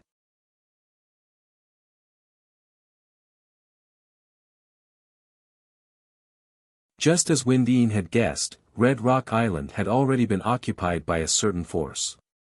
The god-sovereign experts of that force were busy excavating the rock strata, plundering divine stones and metals. However, this did not affect Ji Tianqing at all. His target was the purple flame divine rock and the king-grade divine object that had appeared not long ago. Let's go in and have a look. Ji Tianqing waved his hand and led Chao Qingyu and Yang to the Red Rock Island. Although President Feng Yin, Vice President, and the others were nervous, they still followed. After all, the existence of Ji Tianqing and the other two was their greatest reliance. It gave them great confidence. Swoosh! They landed on the Red Rock Island and stood above the colorful light shield. Ji Tianqing didn't need to do anything. Yang raised his right hand and slammed it down with 50% of his strength. Crack! A crisp cracking sound could be heard as a large crack appeared on the incomparably thick five-colored light barrier. The god-sovereigns of the Wind Yin society were dumbfounded and shocked. Oh my god, that is a top monarch-level defensive array. How did he split it apart so easily with just a casual palm strike? Originally, I was thinking that we could observe and learn from that guest elder when he cast a spell to break the formation. I didn't expect him to break the array in such a simple and violent way. As the saying goes, one force can break everything. For experts like them, everything is easy. While the god sovereigns were still discussing, Ji Tianqing and the other two had already passed through the crack and flew into the colorful light shield. President Feng Yin and the god sovereigns quickly followed and observed the situation on the Red Rock Island. After flying for more than 30 miles, they gradually saw the situation on the Red Rock Island. It turned out that the colorful area on the surface was all ores that contained rare metals and divine rocks. Countless colorful ores were scattered on the island in long strips and formed 3 mineral veins that were 100 miles long. Of course, the colorful ores that were exposed on the ground were only a small part of the mineral veins. Most of the ores were still hidden in the black and red rocks and underground. Other than the 3 mineral veins, there were sporadic ores, divine gold and gems all over the island. They were all monarch-level upper-grade and supreme-grade materials. Seeing this, the god sovereigns of the Wind-Hidden Society were extremely excited and cheered excitedly. Ha ha ha. We are rich. 3 mineral veins. How many ores can we mine and how many top-grade divine rocks, gems and metals can we smelt? This is a huge fortune. If we mine the 3 mineral veins, our wealth will at least increase by a few times. We have entered the abyss several times and been to the Red Rock Island several times, but we have never seen such rich resources. What a surprise! With a huge amount of wealth and resources in front of them, the god sovereigns of the Wind-Hidden Society were extremely excited. However, the god sovereigns who had occupied the Red Rock Island in advance were already alarmed. Swoosh! Swoosh swoosh swoosh! Dozens of divine lights lit up in all directions and came as fast as lightning. Soon, they surrounded Ji Tianqing and the others. They could only stop and gather together, looking at the god sovereigns warily. There were more than 70 god sovereigns who had gathered around them. Most of them were middle-aged god clan members who were burly and looked stern. These god sovereigns were wearing standard dragon-patterned armor and they were all above level 5 god sovereign realm.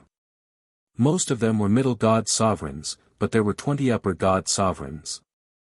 There were also 2 god clan men in golden robes with golden dragon patterns embroidered on the lapels. They were obviously the leaders of the god sovereigns. One of them was a young man with a dignified appearance. He was wearing an exquisite and luxurious divine crown and he was at level 9 god sovereign realm. As for the other middle-aged god with a full beard, he had a noble temperament and a graceful appearance. He was actually a peak Sir god.